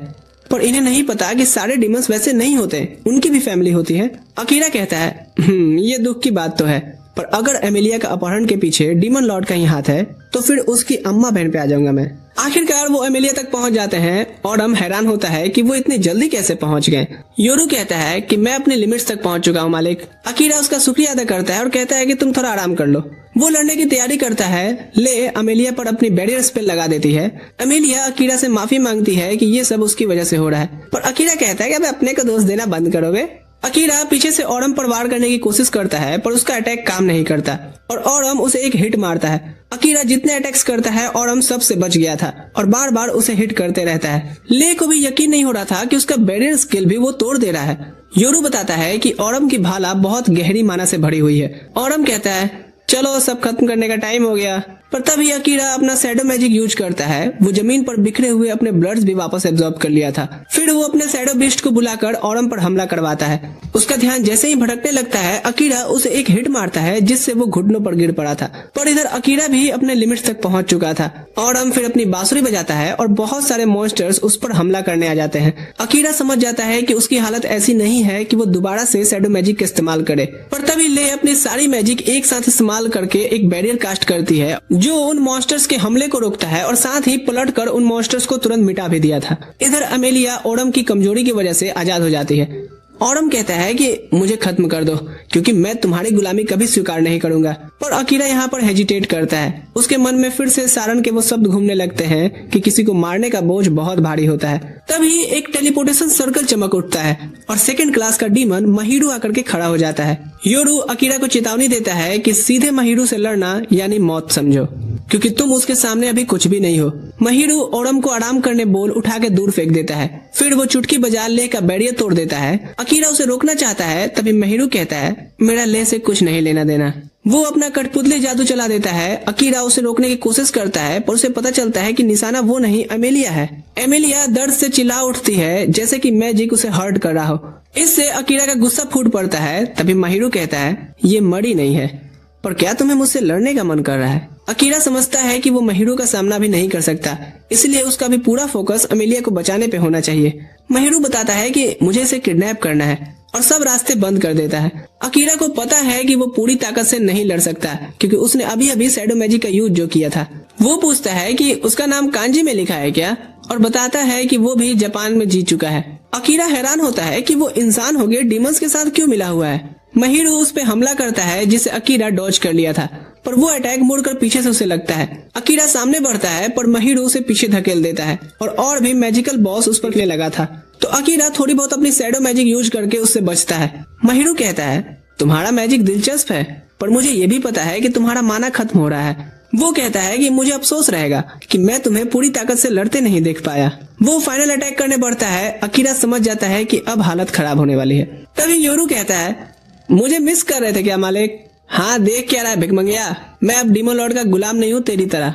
वो अकीरा से कहता है कि मेरा बंधन तोड़ दो मालिक, ताकि मैं इसे रोकने के लिए बर्जर्क मोड तक भी जा सकूं। पर अकीरा इस बात से बिल्कुल सहमत नहीं होता और कहता है कि ये बंधन तो प्यार का बंधन है रे पगले। महिरू को कुछ समझ नहीं आ रहा था कि ये क्या बतिया रहे हैं, पर वो कहता है हाँ ये कर लो पहले, क्योंकि शायद तुम्हारी यही आखिरी बातचीत हो।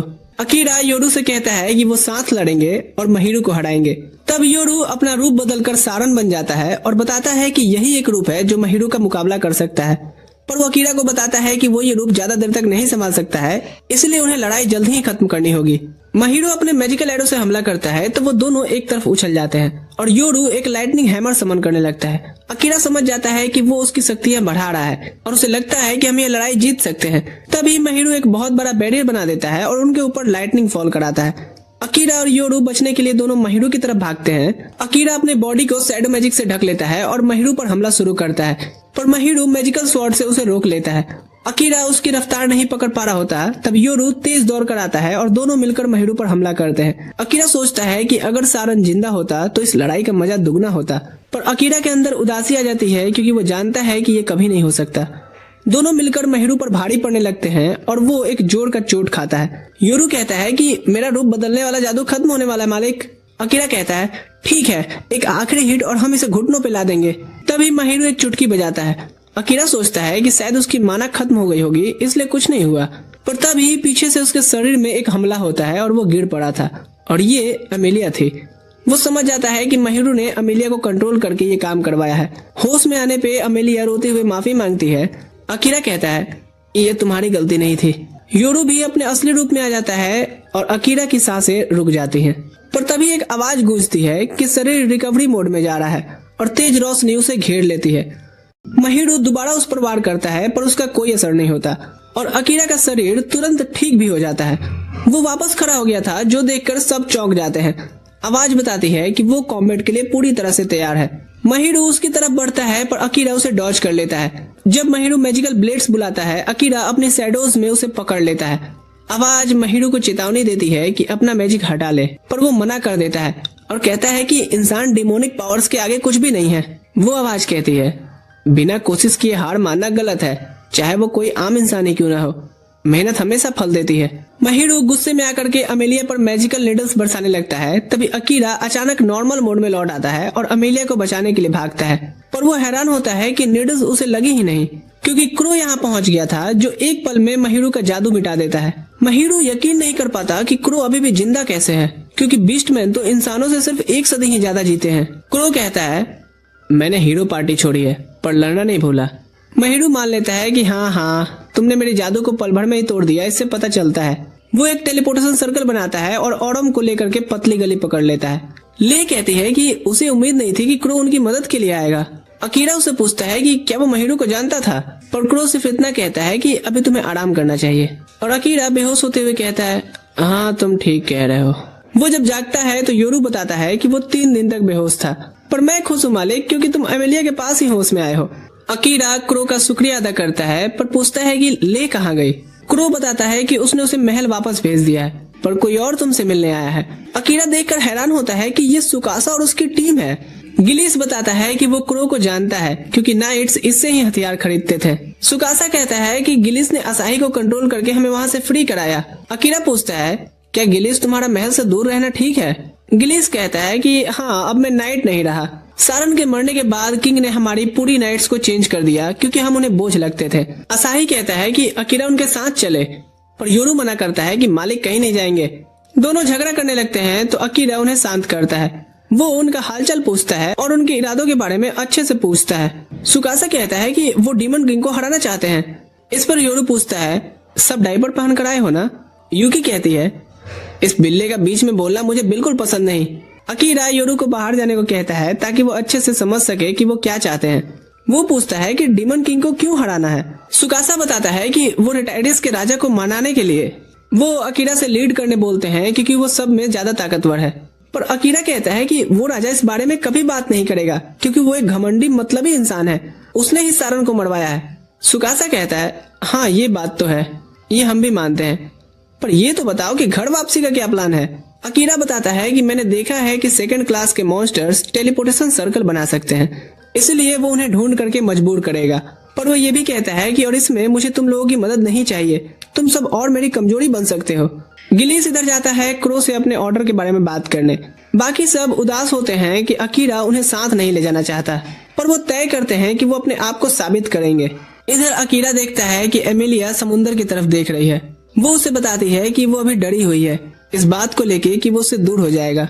वो माफी मांगती है उसे चोट पहुंचाने के लिए और कहती है कि मुझे अफसोस तो होता है पर खुशी भी है कि उस निशान की वजह से मैं तुम्हें हमेशा याद रहूंगी। हाँ, ये निहायत ही बेकार तरीका है किसी की यादों में रहने का। मैं बहुत बेकार लड़की हूँ। पर अकीरा उसे बताता है कि वो उसके लिए बहुत जरूरी भी है। वो अपनी तलवार निकालता है और समझाता है कि उसके दुनिया में जब लोग शादी करते हैं तो दोनों एक दूसरे की उंगली में रिंग पहनाते हैं। यहाँ वो अपने रिंग फिंगर काट लेता है और उसे अपने दिल की बात बताता है। अमेलिया उसे जोर से गले लगा लेती है और कहती है कि वो भी उससे प्यार करती है। वो चाहती है कि अकीरा सिर्फ उसका ही रहे और कभी उसका साथ न छोड़े, और अकीरा उसके हर विशेष को पूरा करने का वादा करता है। हम वापस सुकासा और उसकी टीम की तरफ बढ़ते हैं, जो सोच रहे होते हैं कि अकीरा को कैसे बताएं कि वो भी उसके बराबर होने की कोशिश कर रहे हैं। तो माया नाम की एक लड़की बताती है कि मैंने सुना है कि पास के गांव में एनुअल फेस्टिवल होता है जिसमें एक ब्यूटी कॉन्टेस्ट भी रखी जाती है, पर जीतने वाली लड़की हमेशा गायब हो जाती है और अफवाह ये है कि उसे ब्लैक मार्केट में बेच दिया जाता है। अच्छा, यहाँ मेरा एक डाउट है राइटर से, फिर लड़कियां हिस्सा ही क्यों लेती हैं ये जानते हुए? कुछ भी। खैर, सब सोचते हैं कि अगर वो उस क्रिमिनल को पकड़ लेते हैं तो शायद अकीरा उन्हें यूजलेस नहीं समझेगा, और साना कहती है कि एक कोशिश तो करना ही चाहिए। वो सब अकीरा और एमिलिया के साथ फेस्टिवल वाले गांव में पहुंच जाते हैं। वो उनको बताते हैं कि अगर वो कंपटीशन जीत जाए तो उन्हें काफी ज्यादा इनाम मिलेगा, इसलिए वो हिस्सा लेने का फैसला करती है। वहाँ एक डीमन स्पीसीज लड़की लेही काउंटर पे झगड़ा कर रही होती है, क्योंकि डीमन स्पीसीज को पार्टिसिपेट करने का इजाजत नहीं था। वो पूछती है कि ये भेदभाव क्यों, पर अकीरा को हैरानी होती है क्योंकि उसे लेही में कोई डिमोनिक पावर का एहसास नहीं हो रहा था। तभी एमिलिया काउंटर पे आती है और वो उसे पहचान लेती है कि ये तो एल्फो की राजकुमारी है और उसे तुरंत परमिशन दे देती है। लेही यहाँ अकीरा से कहती है कि वो रिसेप्शनिस्ट को मनाए ताकि वो भी हिस्सा ले सके, पर एमिलिया जलन में पूछती है ये कौन है, क्या अकीरा को वो पसंद आ गई? अकीरा कहता है अरे ऐसी बात नहीं है। इधर लेही फिर से काउंटर पे झगड़ा कर रही होती है। ये देख करके अमेलिया अकीरा को कहती है ठीक है, उसकी मदद करो, ये बस पार्टिसिपेट करना चाह रही है। और अकीरा उसे कहता है कि उसे पार्टिसिपेट करने दे और वादा करता है कि अगर वो कुछ भी गलत करेगी तो वो उसे रोक लेगा। और लेही को तब जाके परमिशन मिल जाती है। वो खुश होती है, तभी उसके साथ योरू को देखती है। योरू कहता है, हाँ हैरान मत हो, ये मैं ही हूँ और ये मेरे नए मालिक है। और वो खुशी खुशी सबसे खुद को इंट्रोड्यूस करती है। इसके बाद वो अपने लिए वोट मांगने निकल जाती है। वो एक आदमी को अपना ऑटोग्राफ देती है कि मुझे वोट कीजिएगा, जीतने के बाद मैं सबसे मिलूंगी, ये वादा करती हूँ। अकीरा को यकीन ही नहीं होता कि वो डीमन स्पीसीज की है, क्योंकि ये तो यहाँ सबको एंटरटेन करने में लगी है। योरू कहता है कि वो दूसरे डीमंस जैसी नहीं है। अकीरा कुछ लड़कियों को उसके बारे में बात करते सुनता है, पर जैसे ही वो उनकी तरफ देखता है वो भाग जाती हैं। क्रो उसे बताता है कि हाँ तुम काफी यहाँ मशहूर हो, क्योंकि सबने तुम्हें देखा था जब तुम शहर को बचाने के लिए उन मॉन्स्टर्स से लड़ रहे थे।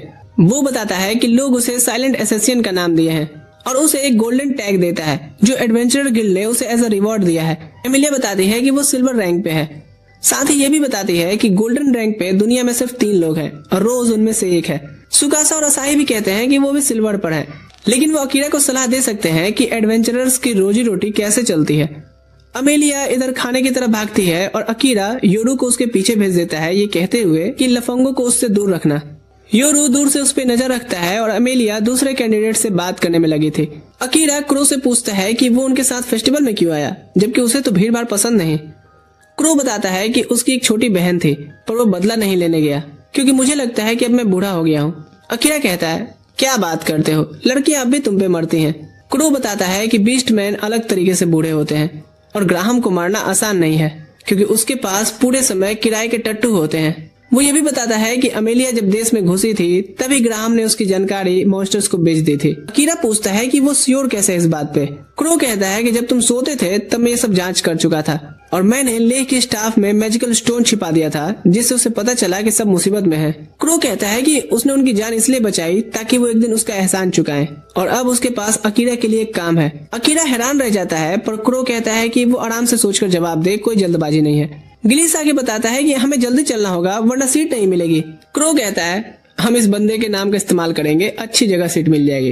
कंपटीशन शुरू होता है और यूकी स्टेज पर आती है। सुकासा सोचता है कि वो कितनी सुंदर लग रही है वहाँ। वहीं असाही खुश होता है कि क्रो की वजह से उन्हें अच्छी जगह मिल गई, क्योंकि उसने सच ही कहा था अकीरा पब्लिक के बीच में अपना एक अलग ही स्टैंड रखता है।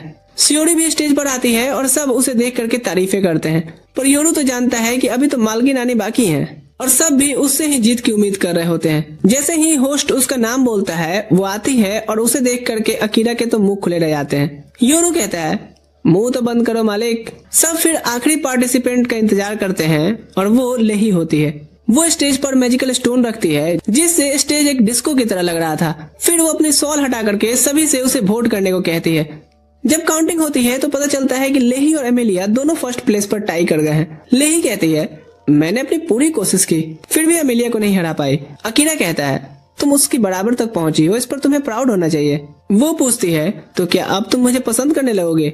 अकीरा कहता है, मेरी नजर तो सिर्फ अमेलिया पर है। इस पर लेही कहती है, मैं अगले साल जरूर जीतूंगी। योरू कहता है कि तुम्हारा डैड से तुम्हारा इतना पॉपुलर होना कहीं बर्दाश्त ना हो। मुझे फर्क नहीं पड़ता, मैं उनसे झगड़ा करके भागी हूँ।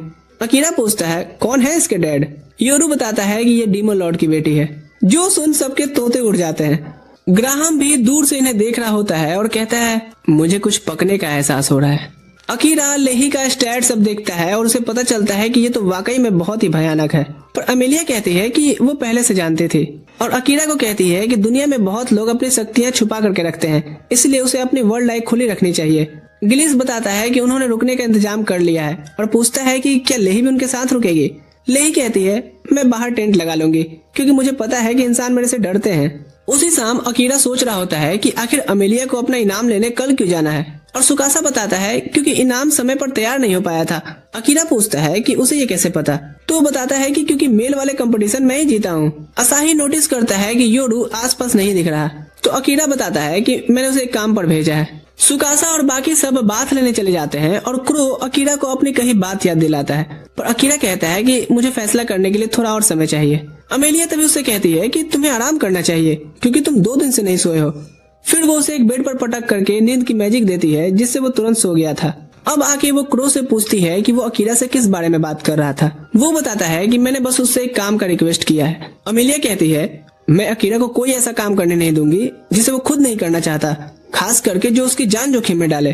क्रो समझाता है कि वो उसे मजबूर नहीं कर रहा है, और रही बात जान जोखिम में डालने की, तो वो सिर्फ तुम्हारे लिए ऐसा कर सकता है। अगली सुबह लेही पूछती है अकीरा कहाँ है। अमेलिया बताती है कि वो अभी भी सो रहा है और कहती है कि उसे उठाने की जरूरत नहीं है, सिर्फ इनाम लेने ही तो जाना है। सुकासा को लगता है कि किडनैपर्स उसी प्राइज वाली जगह पर होंगे, इसलिए हमें सावधान रहना चाहिए। वो सब लेही से भी सावधान रहने के लिए कहते हैं क्योंकि उन्हें नहीं पता कि वो क्या सोच रही है। सभी एक एबॉन्डेंट घर में पहुंचते हैं जहां से इनाम मिलना था, पर अचानक से उन्हें कुछ बैंडिट्स घेर लेते हैं और एमिलिया से कहते हैं कि ग्राहम तुमसे मिलना चाहते हैं। एमिलिया समझ जाती है कि ये सब उसी के आदमी हैं। वो इनकार कर देती है साथ जाने से, तो सभी फोर्सली ले जाने की बात करते हैं, पर एमिलिया अपनी ग्रेविटी स्पेल से उन्हें दबा देती है और पूछती है कि अब ग्राहम उससे क्या चाहता है। पहले तो वो झूठ बोलता है कि मुझे नहीं पता, पर एमिलिया जैसे ही 2-4 न्यूटन का फोर्स बढ़ाती है, वो सच बताता है कि जो लड़कियां जीत कर गायब होती हैं, उनके पार्ट्स को बेच दिए जाते हैं, और ग्राहम सबको पैसे देकर के चुप करवाता था ताकि अफवाह न फैले। एमिलिया समझ जाती है कि वो भी उसे बेचने ही वाले थे। वो उनका काम तमाम करने पड़ती है, पर लेही आकर के रोक देती है, ये कहते हुए कि आतंकवादियों की भी प्रेम कहानी होती है, इसलिए इन्हें मारना ठीक नहीं है। अकीरा ये सब देख पाता है क्योंकि उसका माना एमिलिया से जुड़ा हुआ है, और वो खुश होता है ये देख करके कि लेही ने एमिलिया के हाथों से खून नहीं होने दिया, क्योंकि वो नहीं चाहता था कि एमिलिया किसी की जान ले। इधर वो गिलिस से क्रो और उसके रिलेशन के बारे में पूछता है। गिलिस बताता है कि क्रो पहले स्टूडेंट्स को ट्रेन किया करता था और उसकी माँ भी उसकी स्टूडेंट्स में से एक थी, पर वो इतनी हार्ड ट्रेनिंग बर्दाश्त नहीं कर पाई और उनका दिमाग पागल हो गया, इसलिए क्रो ने गिलिस को अपना लिया। अकीरा समझ जाता है कि क्रो असल में लोगों का ख्याल रखने वाला बंदा है। गिलिस कहता है कि अगर तुम्हें उसका फेवर लौटाना है तो फैसला तुम्हें जल्दी ही लेना चाहिए, क्योंकि क्रो के पास ज्यादा समय नहीं बचा है। तभी योरू अपनी इन्वेस्टिगेशन से वापस आता है और बताता है कि कॉन्टेस्ट में नजर रखने वाले डिवाइसेस ग्राहम ने लगाए थे। गिलिस पहचान लेता है कि यही डिवाइस तो महल में भी लगा था और कहता है कि ये तो कैमरे जैसा काम करता है ना। अकीरा हैरान होता है कि वो इस टेक्नोलॉजी के बारे में कैसे जानता है। योरू बताता है कि यही नहीं बल्कि कपड़े, खाना और कई चीजें यहाँ के लोग पिछले हीरो पार्टी के लोगों से सीखे थे। थोड़ी देर बाद एमिलिया और सब वापस आ जाते हैं तो अकीरा सबको एक मीटिंग के लिए तुरंत बुलाता है। वो सुकासा और सबसे पूछता है कि क्या उन्हें पता था कि कॉन्टेस्ट का सीधा कनेक्शन ह्यूमन ट्रेड से है। असाही माफी मांगता है कि उन्होंने उसे नहीं बताया और कहता है कि वो बस सिर्फ साबित करना चाहते थे कि वो बेकार नहीं है, पर आखिर में हमने कुछ खास नहीं किया। अकीरा फैसला करता है कि अब से सब काम वो खुद ही संभालेगा, क्योंकि वो नहीं चाहता कि ग्राहम एमिलिया के पीछे आए। क्रो बताता है कि ग्राहम कैपिटल में एक गिल्ड मास्टर की तरह खुद को दिखाता है, उन्हें वहीं जाना चाहिए। असाही मदद करना चाहता है, पर अकीरा कहता है कि तुम्हारी मदद से और दिक्कत ही होगी। क्रो भी कहता है कि अगर अकीरा ये काम करने को तैयार है तो वो उसे रास्ते में गाइड करेगा। अकीरा कहता है ठीक है, तुम्हारे इस फैसले पे मैं थोड़ी देर बाद बात करता हूँ। बाकी सब ये प्लान बनाते हैं कि वो सब डेमन टेरिटरी के किनारे जाकर के रुकेंगे। क्रो एक पुराना सेफ हाउस दिखाता है जिसे उसकी पुरानी हीरो पार्टी इस्तेमाल करती थी। कुछ देर बाद एमिलिया क्रो से बात करने आती है और कहती है कि अकीरा पर अपने रिक्वेस्ट का बोझ डालना बंद करो, मुझे सिखाओ, मैं तुम्हारा वो काम कर दूंगी। क्रो पूछता है कि तुम्हें क्यों सीखना है, क्योंकि मुझे पता है कि उन डीमंस का निशाना मैं हूँ, इसलिए मैं स्ट्रॉन्ग बनना चाहती हूँ ताकि इससे अकीरा को ज्यादा परेशानी ना आए। क्रो पूछता है क्या तुम्हें लगता है कि तुम मेरे हार्ड ट्रेनिंग सेशन झेल पाओगे। इधर गिलिस सबके साथ अकीरा को विदा करता है और उसे एक पोटली दे के कहता है जब तुमने महल छोड़ा था ये पीछे छूट गया था। अकीरा पूछता है कि इसमें क्या है। गिलिस कहता है मुझे नहीं पता, शायद ये सारन ने तुम्हारे लिए तैयार किया होगा, इसे रख लो, काम आएगा। असाही अकीरा से कहता है कि वो अपना ध्यान रखे और वादा करता है कि जब तक वो वापस मिलेंगे तब तक वो और शक्तिशाली बन चुका होगा। फिर सभी उसे बाय बोलते हैं जो एक कैरेज में बैठ आगे बढ़ जाता है। हम देखते हैं कि क्रो की हार्ड ट्रेनिंग सेशन से एमिलिया थकी हुई लग रही थी। क्रो कहता है ये पहले स्टूडेंट है जो लगातार 3 दिन तक टिक पाई है, वैसे मुझे इससे उम्मीद भी थी क्योंकि इसके लिए एक खास रिस्पेक्ट भी है मेरे अंदर। अकीरा पूछता है वो कहना क्या चाहता है। क्रो बताता है कि एमिलिया उस कहानी की जैसी लगती है जिसमें एक लड़की मॉन्स्टर से अकेले निपटती है और साथ ही अपने पुनर्जन्म के मैजिक से अपने नाइट्स को भी जिंदा कर दी थी। अकीरा पूछता है कि जब वो इसकी इतनी रिस्पेक्ट करता था तो शुरुआत में उसने एमिलिया के साथ कठोर व्यवहार क्यों किया। क्रो कहता है मैं शायद इसे एरोगेंट समझता था, पर मुझे लगने लगा कि एमिलिया उतनी बड़े घर वाली या अलग टाइप की नहीं है, बिल्कुल सीधी सादी सी लड़की है। और कुछ दिनों में मुझे पता चल गया कि ये लड़की ठीक वैसे ही है जैसी कहानियों में दिखाई गई है।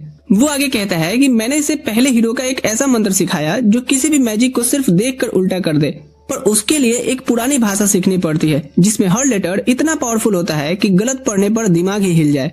पर एमिलिया ने अपने ही समझ से एक नया तरीका निकाला और आसानी से सीख लिया। और तुम ये मुश्किल चीज कैसे सीखे थे। क्रो बोलता है भाई मेरे पास तो टाइम ही टाइम था। फिर वो बताता है कि बीस्टमैन की उम्र आम आदमी से 2 गुना होती है, ऊपर से उसकी माँ जब प्रेग्नेंट थी तो वो अजीब अजीब दवाइयाँ खाते थे, इसलिए मेरी उम्र और बढ़ गई। अकीरा कहता है किस्मत हो तो तुम्हारे जैसी। पर क्रो बोलता है कि मैं अब जीने से थक चुका हूँ, पर बहन का बदला लिए मर भी नहीं सकता।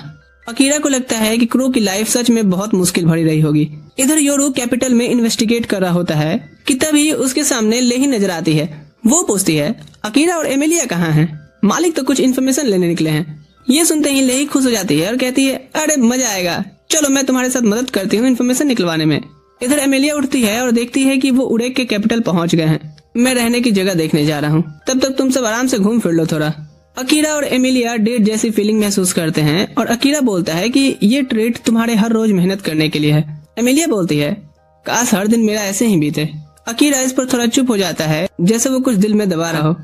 वो कहती है, टेंशन मत लो, मैं स्ट्रांग हो जाऊंगी, फिर तुम्हें मुझे अपने साथ रखने में फिक्र नहीं करनी पड़ेगी। फिर वो फाउंटेन के पास आकर के ले से मिलते हैं। ले खुश हो जाती है उन्हें दोबारा देख करके और उनको पूरा शहर घुमाती है।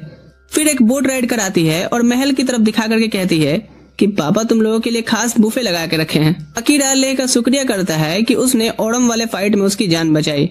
फिर उसके इन्वर्टेड बैरियर स्पेल का राज पूछता है, क्योंकि ये चीज उसे क्रो के मैजिक में भी दिखाई दी थी। ले शर्माते हुए कहती है, नहीं, मैं क्रो जैसे लोगों के सामने कुछ भी नहीं हूँ। और शॉक्ड हो जाती है जान करके कि एमिलिया तो क्रो का इन्वर्जन स्पेल सीख रही है। वो उसकी काफी ज्यादा तारीफ करती है, साथ ही अकीरा के शैडो मैजिक का भी। पर अकीरा कहता है, मुझे नहीं लगता कि वो मैजिक तारीफ के लायक भी है, क्योंकि उसमें मेरा शरीर खुद ब खुद काम करता है। फिर ये किंग एग्जॉम से मिलते हैं। राजा कहता है कि चाहे ले उसकी गोद ली हुई बेटी हो, पर तुमने इसकी जान बचाई है और ये मेरे लिए बहुत मायने रखता है, और उनका थैंक्स करता है। फिर वो बोलता है कि अकीरा, तुमसे मुझे एक रिक्वेस्ट है। अकीरा कहता है, पहले सुनूंगा, उसके बाद हाँ ना बोलूंगा। किंग के गार्ड कैप्टन को इस लड़के का एटीट्यूड पसंद नहीं आता, पर राजा उसे शांत रहने को बोलता है। राजा बोलता है कि काम बस एक इंसान को खत्म करने का है। अकीरा सीधा बोलता है, नहीं। पर जैसे ही सुनता है कि टारगेट का नाम ग्राहम है, उसकी आंखों में अलग ही चमक आ जाती है। राजा बताता है कि वो उसका वाइस चांसलर हुआ करता था। राजा के बताए रीजन्स में अकीरा को कोई दिलचस्पी नहीं थी, पर ग्राहम से तो उसे भी कुछ हिसाब करना था। राजा उसे प्रोटेक्शन देने की बात करता है, पर अकीरा बोलता है, मुझे किसी कमजोर की प्रोटेक्शन नहीं चाहिए। गार्ड कैप्टन को फिर से बुरा लगता है, क्योंकि बात उसी की हो रही थी। तो अकीरा बोलता है, अगर डाउट है तो मुकाबला कर लो।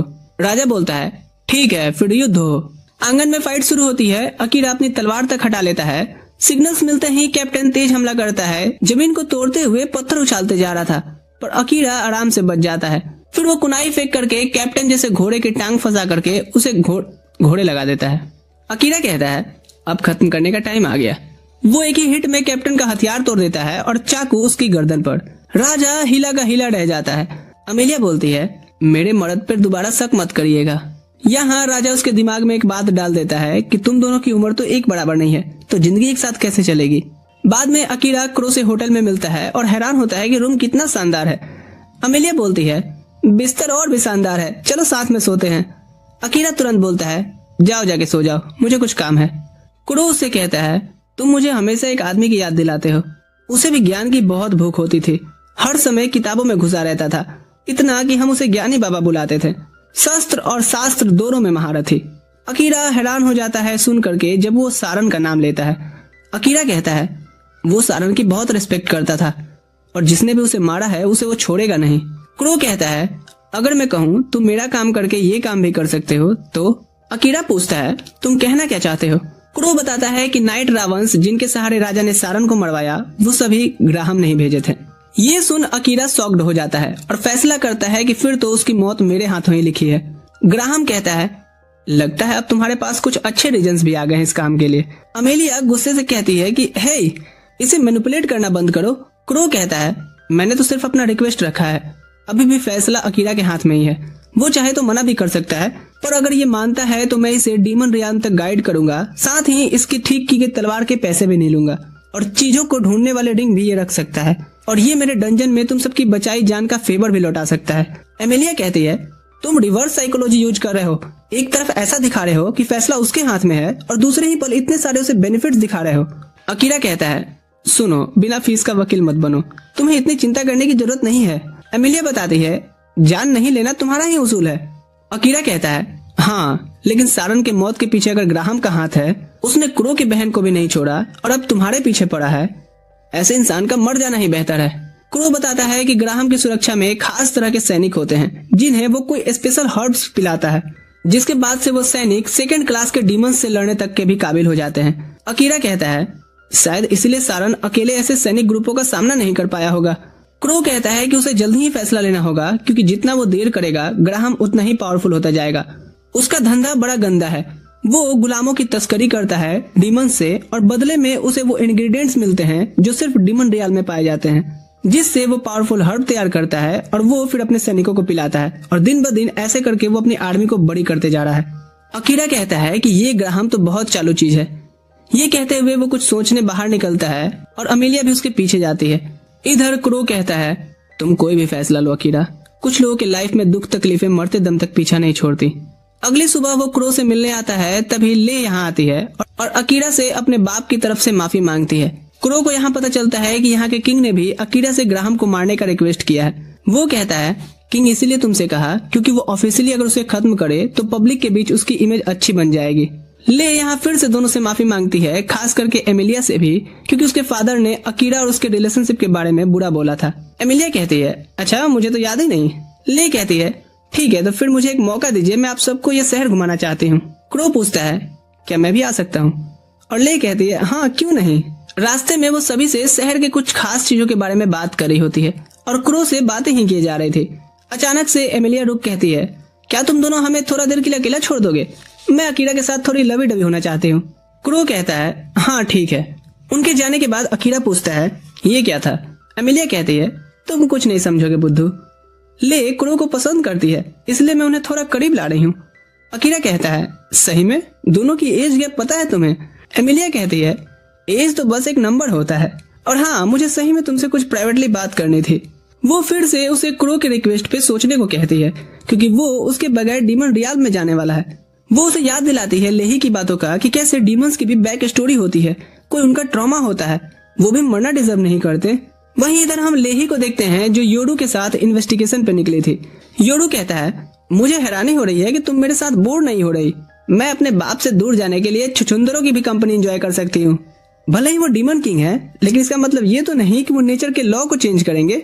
योडू पूछता है क्या हुआ है, अच्छे से बताओगी। तभी उसे एक शॉप दिखता है और वो सीधे घुस जाती है और ब्रेड ऑर्डर करती है। वो दुकानदार पूछता है कि क्या वो शहर जा रही है। लेही कहती है हाँ पापी पेट का सवाल है।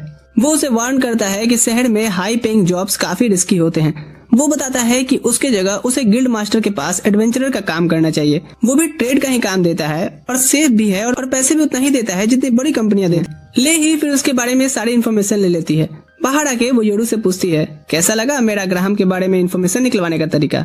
मैं तुझे चालू चीज मानता अगर तुमने उसके दुकान पे अपनी पेंटिंग का निशान नहीं छोड़ा होता।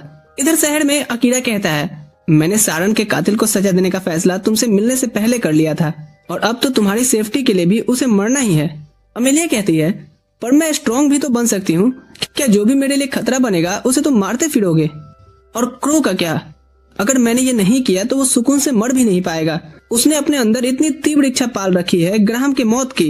वहीं हम क्रो को देखते हैं जो लेह के साथ शहर के बाहर आ चुका था। वो पूछती है तो मुझे कहाँ ले जा रहे हो, पहुंच के देख लेना। हे मुझे बच्चों के जैसा ट्रीट करना बंद करो। मैंने तुमसे एक बार इन्वर्जन स्पेल सीखने को भी रिक्वेस्ट किया था, मुझे तो नहीं सिखाए पर उस एमिलिया को सिखा दिए। क्रो उसका हाथ पकड़ कहता है मैं तुम्हें खतरे में नहीं डाल सकता वो सिखा करके, तुम्हारे अंदर वैसे भी दिमाग नहीं है, जो भी है वो तुम खो दोगी। ले सोचती है ये किस तरह का इंसल्ट था जो मुझे अच्छा लगा। वो कहता है लो हम पहुंच गए। वो रेड स्पाइडर नाम के फूलों के बीच होते हैं। ले ये देख काफी एक्साइटेड हो जाती है। क्रो बताता है कि अकीरा के दुनिया का ये फूल है जिसे पिछले हीरो पार्टीज के लोग लेके आए थे। ले उन्हें छूने जाती है, तभी क्रो उसे रोक कहता है ये जहरीले हैं। वो बताता है कि अकीरा ने कहा था कि ये फ्लावर्स मौत और पुनर्जन्म को रिप्रेजेंट करते हैं और इसी वजह से उसे ये फूल पसंद है। ले उसे पूछती है कि तुम मुझे यहाँ क्यों लाए। क्रो कहता है कि एक दिन मैं टहलते हुए यहाँ से जा रहा था और उसी दिन इच्छा हुई कि मैं ये किसी को दिखाऊं। ले पूछती है क्या इसका मतलब तुम जिसे पसंद करते हो उसे, अगर ऐसा है तो मैं तुम्हारे प्रपोजल को एक्सेप्ट जरूर करूंगी। क्रो कहता है मेरा वो मतलब नहीं था।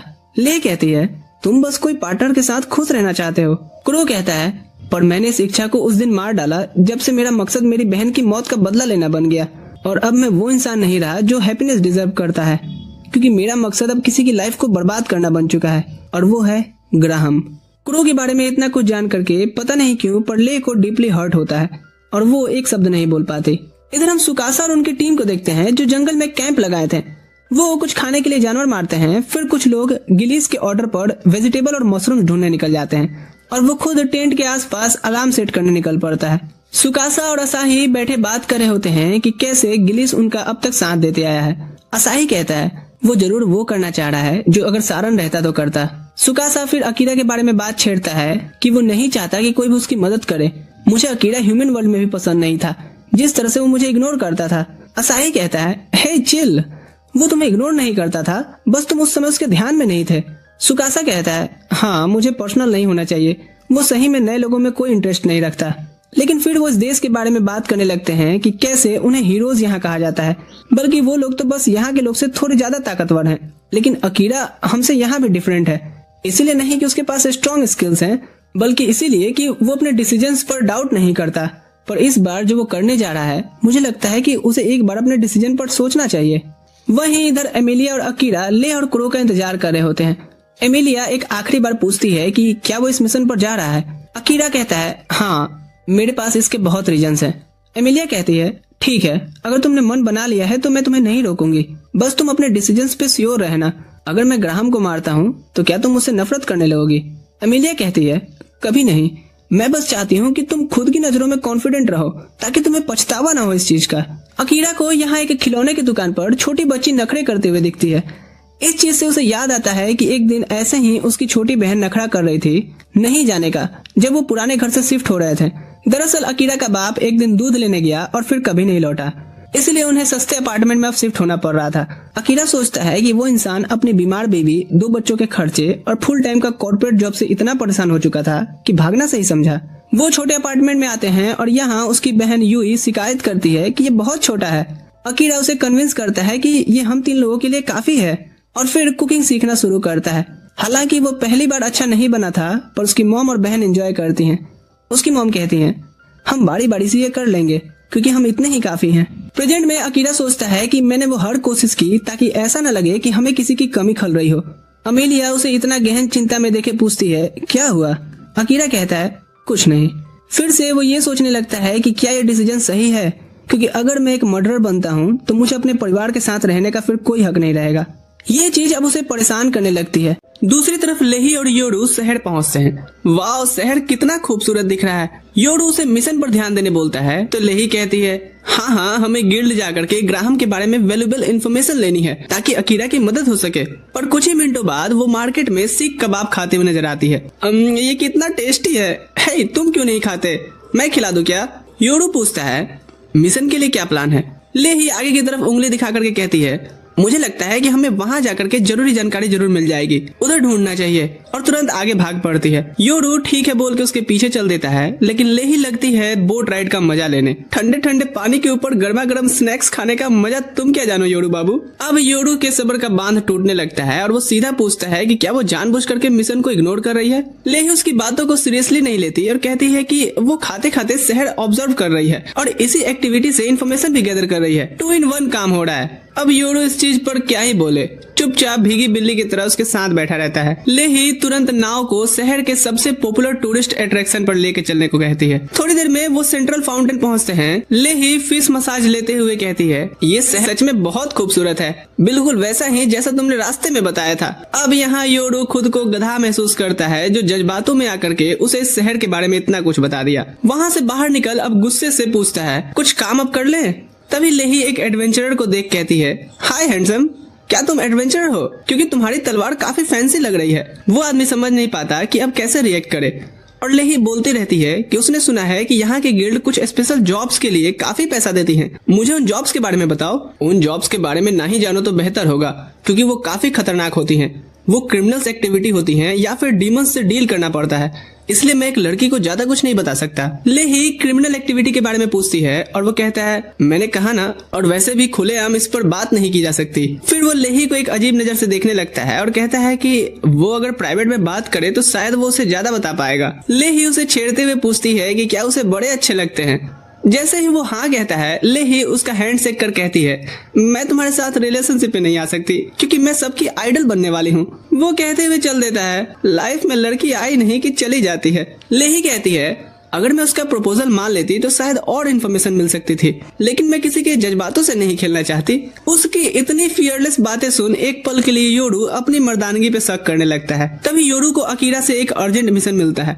लेही डिसाइड करती है कि इस बार वो सीरियसली मदद करेगी, क्योंकि तुम इतनी देर से जो मुझे झेल रहे हो। दोनों तुरंत ग्राहम के घर की स्काउटिंग के लिए निकलते हैं। वो एक बड़ा सा महल होता है जो चर्च के बिल्कुल पास बनाया गया था। योरू कहता है कि महल चर्च से भी बड़ा ग्राहम ने जानबूझ करके बनाया है ताकि सबको दिखा सके कि उसके पास चर्च से भी ज्यादा पावर है। वो बताता है कि उनका मिशन ग्राहम के बुरे कामों का सबूत ढूंढना है, और लेही कहती है रात में ये करना आसान होगा। योरू भी मानता है और कहता है तब तक हमें एक और जगह देख लेनी चाहिए, जो है एडवेंचर गिल्ड। वो गिल्ड ऑफिस पहुंचते हैं और योरू सोच ही रहा होता है कि अंदर कैसे घुसे। लेही बिना ज्यादा सोचे ही सीधा अंदर चली जाती है। अंदर 3 एडवेंचरर्स चिल कर रहे होते हैं। उनमें से एक लेही को कहता है निकल जाओ, गिल्ड आज बंद है। लेही कैजुअली पूछती है जब गिल्ड बंद है तो वो लोग यहाँ क्या कर रहे हैं। वो जवाब देते हैं कि हम एडवेंचरर्स ग्राहम के गंदे काम करते हैं। पिछवाड़ा होता है क्या। वो फिर से लेही को जाने बोलता है। तभी उसका पार्टनर उठ कहता है रुक ना, शायद ये हमें मजा देने आई है। ऐसी बातों पे कोई भी औरत तुम्हें पसंद नहीं करेगी, और बिना मेहनत के ही उसे कुर्सी पर धक्का देकर के बैठा देती है। बाकी एडवेंचरर्स को यकीन नहीं होता, पर जब वो भारी भरकम आदमी कहता है कि लेही ने उसे सच में गिरा दिया, वो लोग उसका जब फटा हुआ आर्मर देखते हैं तो मान जाते हैं कि हाँ बे, लड़की में दम था। लेही वहाँ से निकल जाती है और योरू को कहती है कि उसे समझ आ गया है कि इन्वेस्टिगेशन कैसे करनी है। वो उसे पास की एक गली में ले जाती है जहाँ से पूरी बिल्डिंग दिखती है, और कहती है कि गिल्ड बिल्डिंग की छत को ध्यान से देखो, वहाँ हमें कुछ इन्फॉर्मेशन मिल सकती है। ऊपर के बिल्डिंग में कुछ गैप्स हैं। योरू कहता है पर उन्होंने घर ऐसे क्यों डिजाइन किया है। लेही उसे उठा फेंक कहती है जा पूछ के आ। वो उस वेंटिलेशन होल से हिडन स्पेस के अंदर घुस जाता है और देखता है कि वहाँ सच में एक सीक्रेट रूम है। वो रूम सर्च करता है और जल्द ही उसे कुछ इंपॉर्टेंट डॉक्यूमेंट्स मिल जाते हैं जो अकीरा की मदद कर सकते हैं। वो डॉक्यूमेंट्स लेकर के अकीरा से मिलते हैं, जो योरू और लेही दोनों को मिशन कंप्लीट करने के लिए थैंक यू बोलता है। योरू धीरे से बोलता है कि अगर लेही कॉर्पोरेट करती तो मिशन काफी पहले ही कंप्लीट हो जाता। इस बीच अकीरा डॉक्यूमेंट्स पढ़ना शुरू करता है, जिसमें उन ड्रग्स के प्रोडक्शन शेड्यूल्स, इंग्रेडिएंट्स का सप्लाई रूट, अलग अलग स्पीसीज के लोगों को किडनैप करके बेचने का रिकॉर्ड, डीमंस के साथ किए गए डील्स और दूसरे किंगडम से हायर किए गए मशीनरीज की लिस्ट होती है। अकीरा क्रो को कहता है कि ग्राहम के बारे में तो तुमने सच ही कहा था, क्योंकि मैं झूठ नहीं बोलता, पर तुम्हें भी ये खुद से वेरीफाई कर लेना जरूरी था। अकीरा हाँ कहता है, पर फिर बोलता है कि कुछ तो गड़बड़ लग रही है। योरू पूछता है क्या मालिक, डॉक्यूमेंट्स ओरिजिनल नहीं है क्या। अकीरा कहता है ये ओरिजिनल जैसे लग रहे हैं, इतने डिटेल्ड हैं कि पहचानना मुश्किल है। फिर भी उसे समझ नहीं आ रहा था कि डॉक्यूमेंट्स इतनी आसानी से उनके हाथ कैसे लग गए।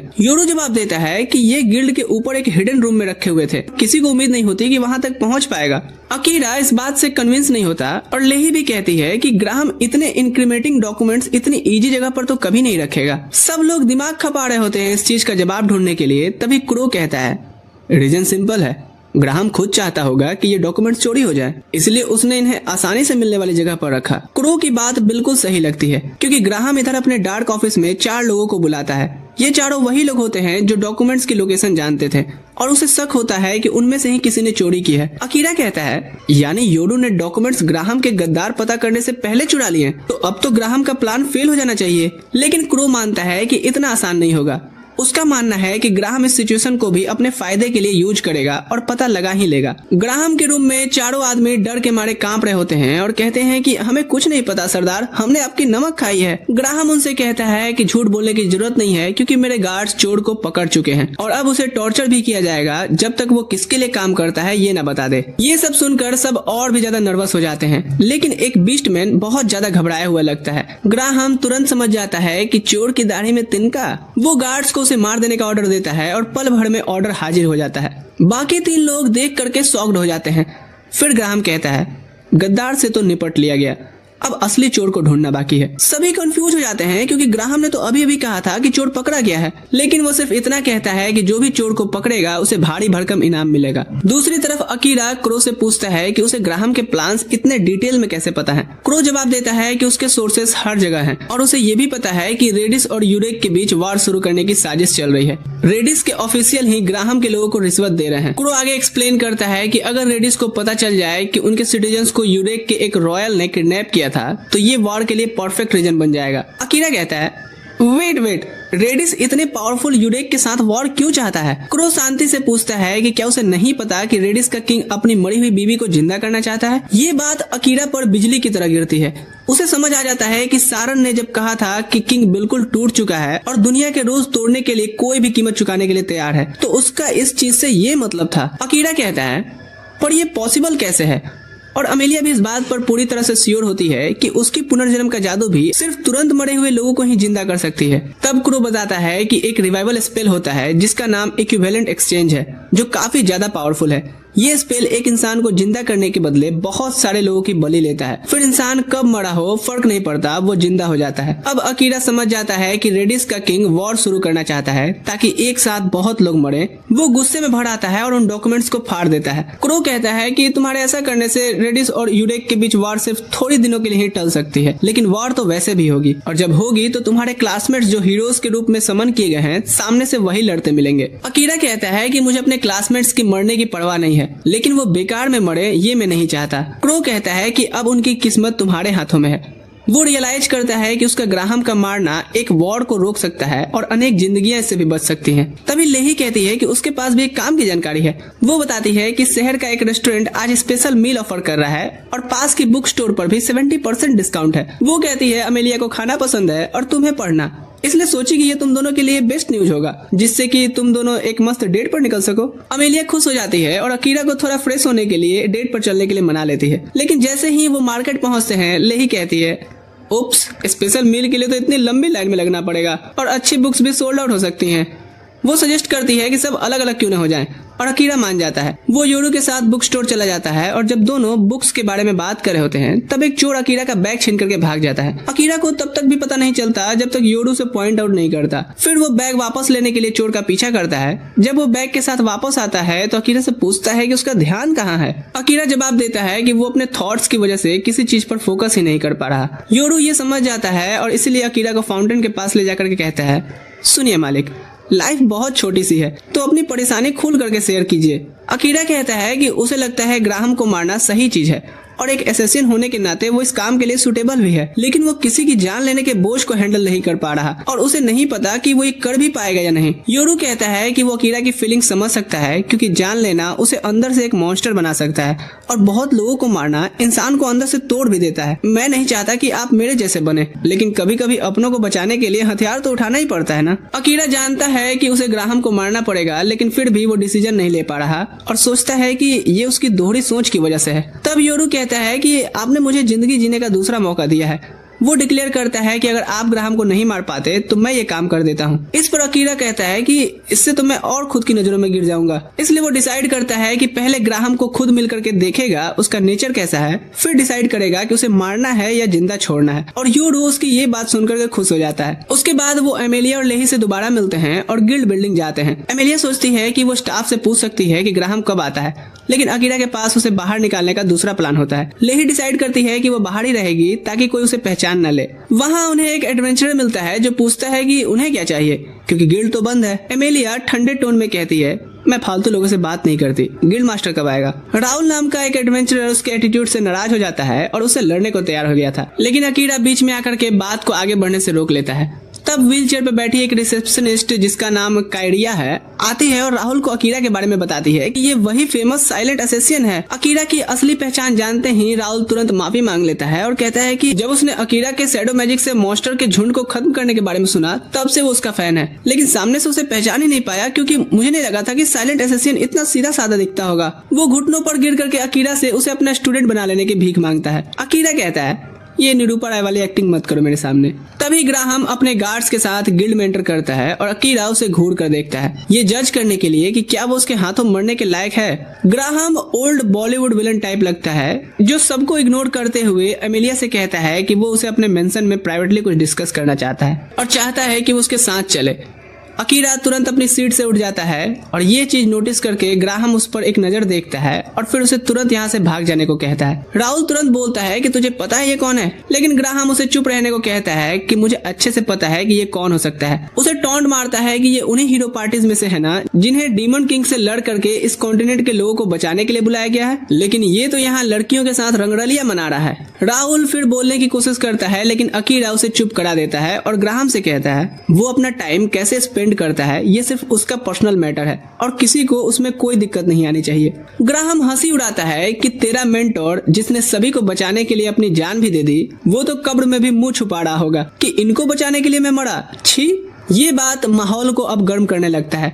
अकीरा पूछता है कि ग्राहम एग्जैक्टली किसकी बात कर रहा है। ग्राहम एकदम से आगे बढ़ कहता है मैं सारन की बात कर रहा हूँ और बोलता है कि वो तो बेचारा कुत्ते की मौत मारा गया, लेकिन सीन काफी इंटरटेनिंग था। वो कहता है कि उसने पैलेस के चारों तरफ कैमरास लगा रखे थे और अगर अकीरा चाहे तो वो कैसे मारा उसकी फुटेज भी दिखा सकता है। ये सुनकर अब अकीरा का गुस्सा भड़क उठता है। वो कहता है कि मैंने बहुत पेशेंस रखा कि तेरे मुंह से कोई अच्छी बात सुनने को मिले, पर तूने अब अपनी जिंदगी की सबसे बड़ी गलती कर दी है। लेकिन ग्राहम तो अपने आप पर बहुत ही ज्यादा कॉन्फिडेंट होता है और अपने गार्ड्स को ऑर्डर देता है कि जो भी रास्ते में आए उसे अटैक करो और प्रिंसेस एमिलिया को बिना नुकसान पहुंचाए पकड़ लो। टाइडिया बीच में रोकने की कोशिश करती है कि वो बिना किसी वजह के एडवेंचरर्स को नुकसान नहीं पहुंचा सकते, लेकिन गार्ड्स बिल्कुल परवाह नहीं करते हैं और उल्टा व्हील चेयर पर बैठी बेचारी पर ही अटैक कर देते हैं। अकीरा तुरंत अपने वेपन्स निकाल लेता है और राहुल से कहता है कि कायरिया को किसी सेफ जगह ले जाओ। गार्ड्स तुरंत हमला कर देते हैं लेकिन अकीरा के टक्कर के वो नहीं थे। वो आसानी से उनके अटैक को डॉज करता है, लेकिन उसे लगता है कि कुछ तो अलग है क्योंकि वो जितना स्ट्रॉन्ग उन्हें सोचा था उससे काफी ज्यादा स्ट्रॉन्ग ये लग रहा है। अकीरा पीछे ढकेल दिया जाता है और अपनी कंसील प्रेजेंस स्किल का यूज करने का फैसला करता है, लेकिन उसके लिए ये भी सरप्राइज होता है कि गार्ड्स थर्मल विजन गॉगल्स जैसी कुछ चीज इस्तेमाल कर रहे हैं जिसकी मदद से वो उसकी मूवमेंट ट्रैक कर ले रहे हैं और लगातार चाकू और तलवार उस पर फेंकते रहते हैं। ग्राहम अकीरा की इस बेचैन हालत पर हंसने लगता है और बोलता है कि पैलेस के चारों तरफ लगे हिडन कैमरास की वजह से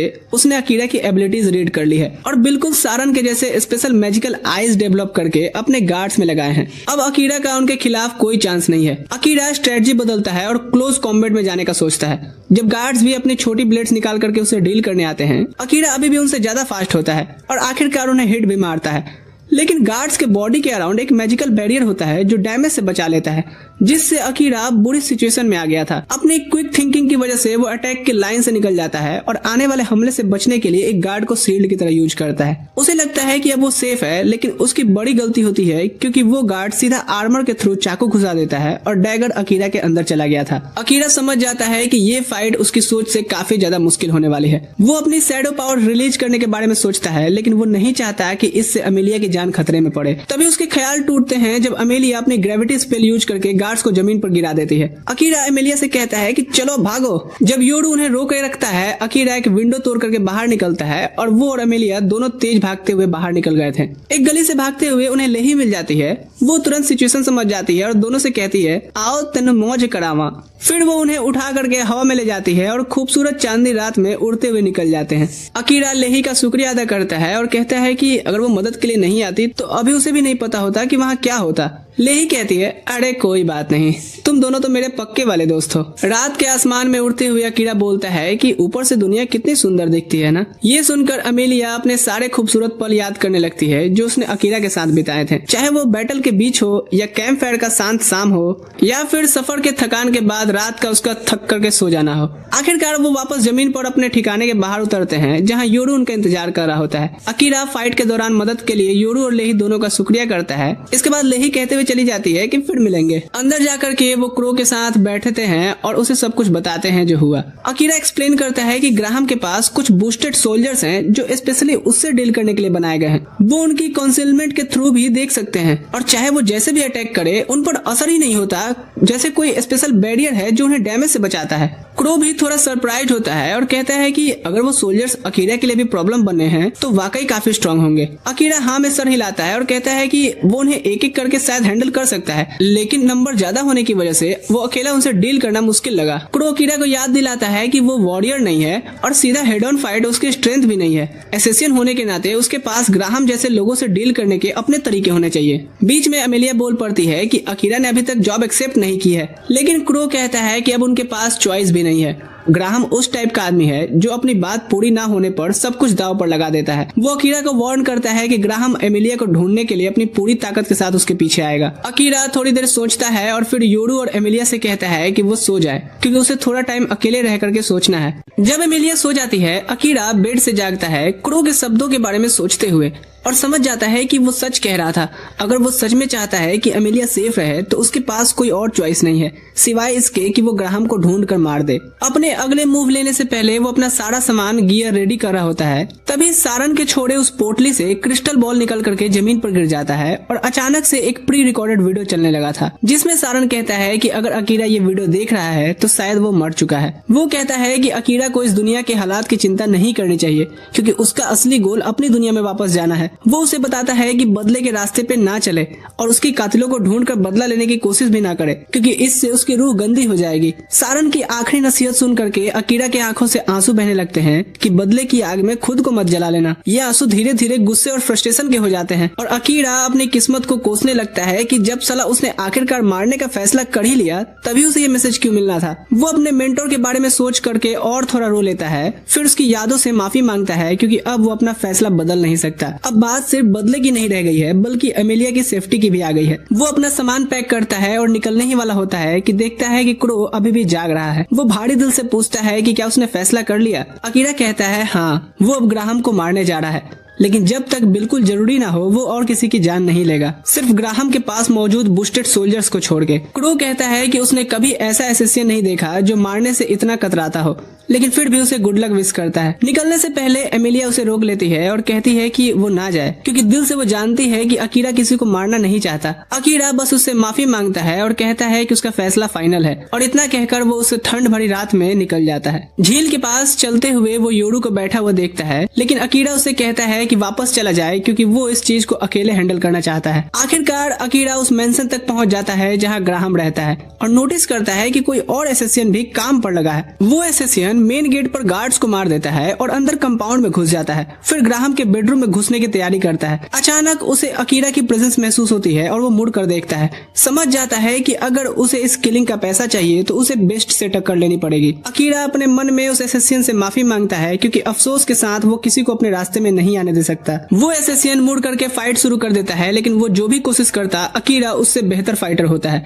वो उसके हाथ पैर तोड़ देता है और फिर उसे खत्म करके बेडरूम में घुस गया था जहां ग्राहम अपने बेड पर सो रहा था। अकीरा अपना चाकू निकालता है पर उसके हाथ कांपने लगते हैं लेकिन आखिरकार वो ग्राहम को उसके बेड पर ही चाकू मार देता है और वापस लौट आता है। वहां उसे एमिलिया इंतजार करती हुई मिलती है। अकीरा भारी दिल के साथ बैठ जाता है और कहता है कि ग्राहम को मारने के बाद मुझे कुछ भी महसूस नहीं हुआ। वो इस बात से डर जाता है कि शायद अब वो सच में एक रियल एसेसियन बन चुका है और उसने अपनी ही कसम तोड़ दी। वो खुद को कोसने लगता है कि जब वो पहली बार यहाँ आया था तब किंग को ही मार डालता तो शायद सारन भी जिंदा होता। उसकी दो तरफा सोच की वजह से सारन को अपनी जान देनी पड़ी। एमिलिया तुरंत पीछे से उसे गले लगा लेती है और कहती है कि वो हमेशा उसके साथ रहेगी चाहे कुछ भी हो। योरू भी वही बात कहता है और इससे अकीरा का थोड़ा मोराल बढ़ता है। वो अगले स्टेप्स के बारे में सोचता है और फैसला करता है कि शायद अब वो अपनी दुनिया में तो वापस नहीं जा सकता क्योंकि उसने किसी की जान ले ली है, लेकिन वो अपने क्लासमेट्स को तो सेफली अर्थ वापस भेजने में मदद कर सकता है और अगर उसके लिए उसे और जान लेनी पड़ती है तो वो तैयार है। इसी के साथ वो इस दुनिया में खुद को एक एसेसियन के रूप में पूरी तरह एक्सेप्ट कर लेता है। वीडियो पसंद आया लाइक शेयर करके जाना,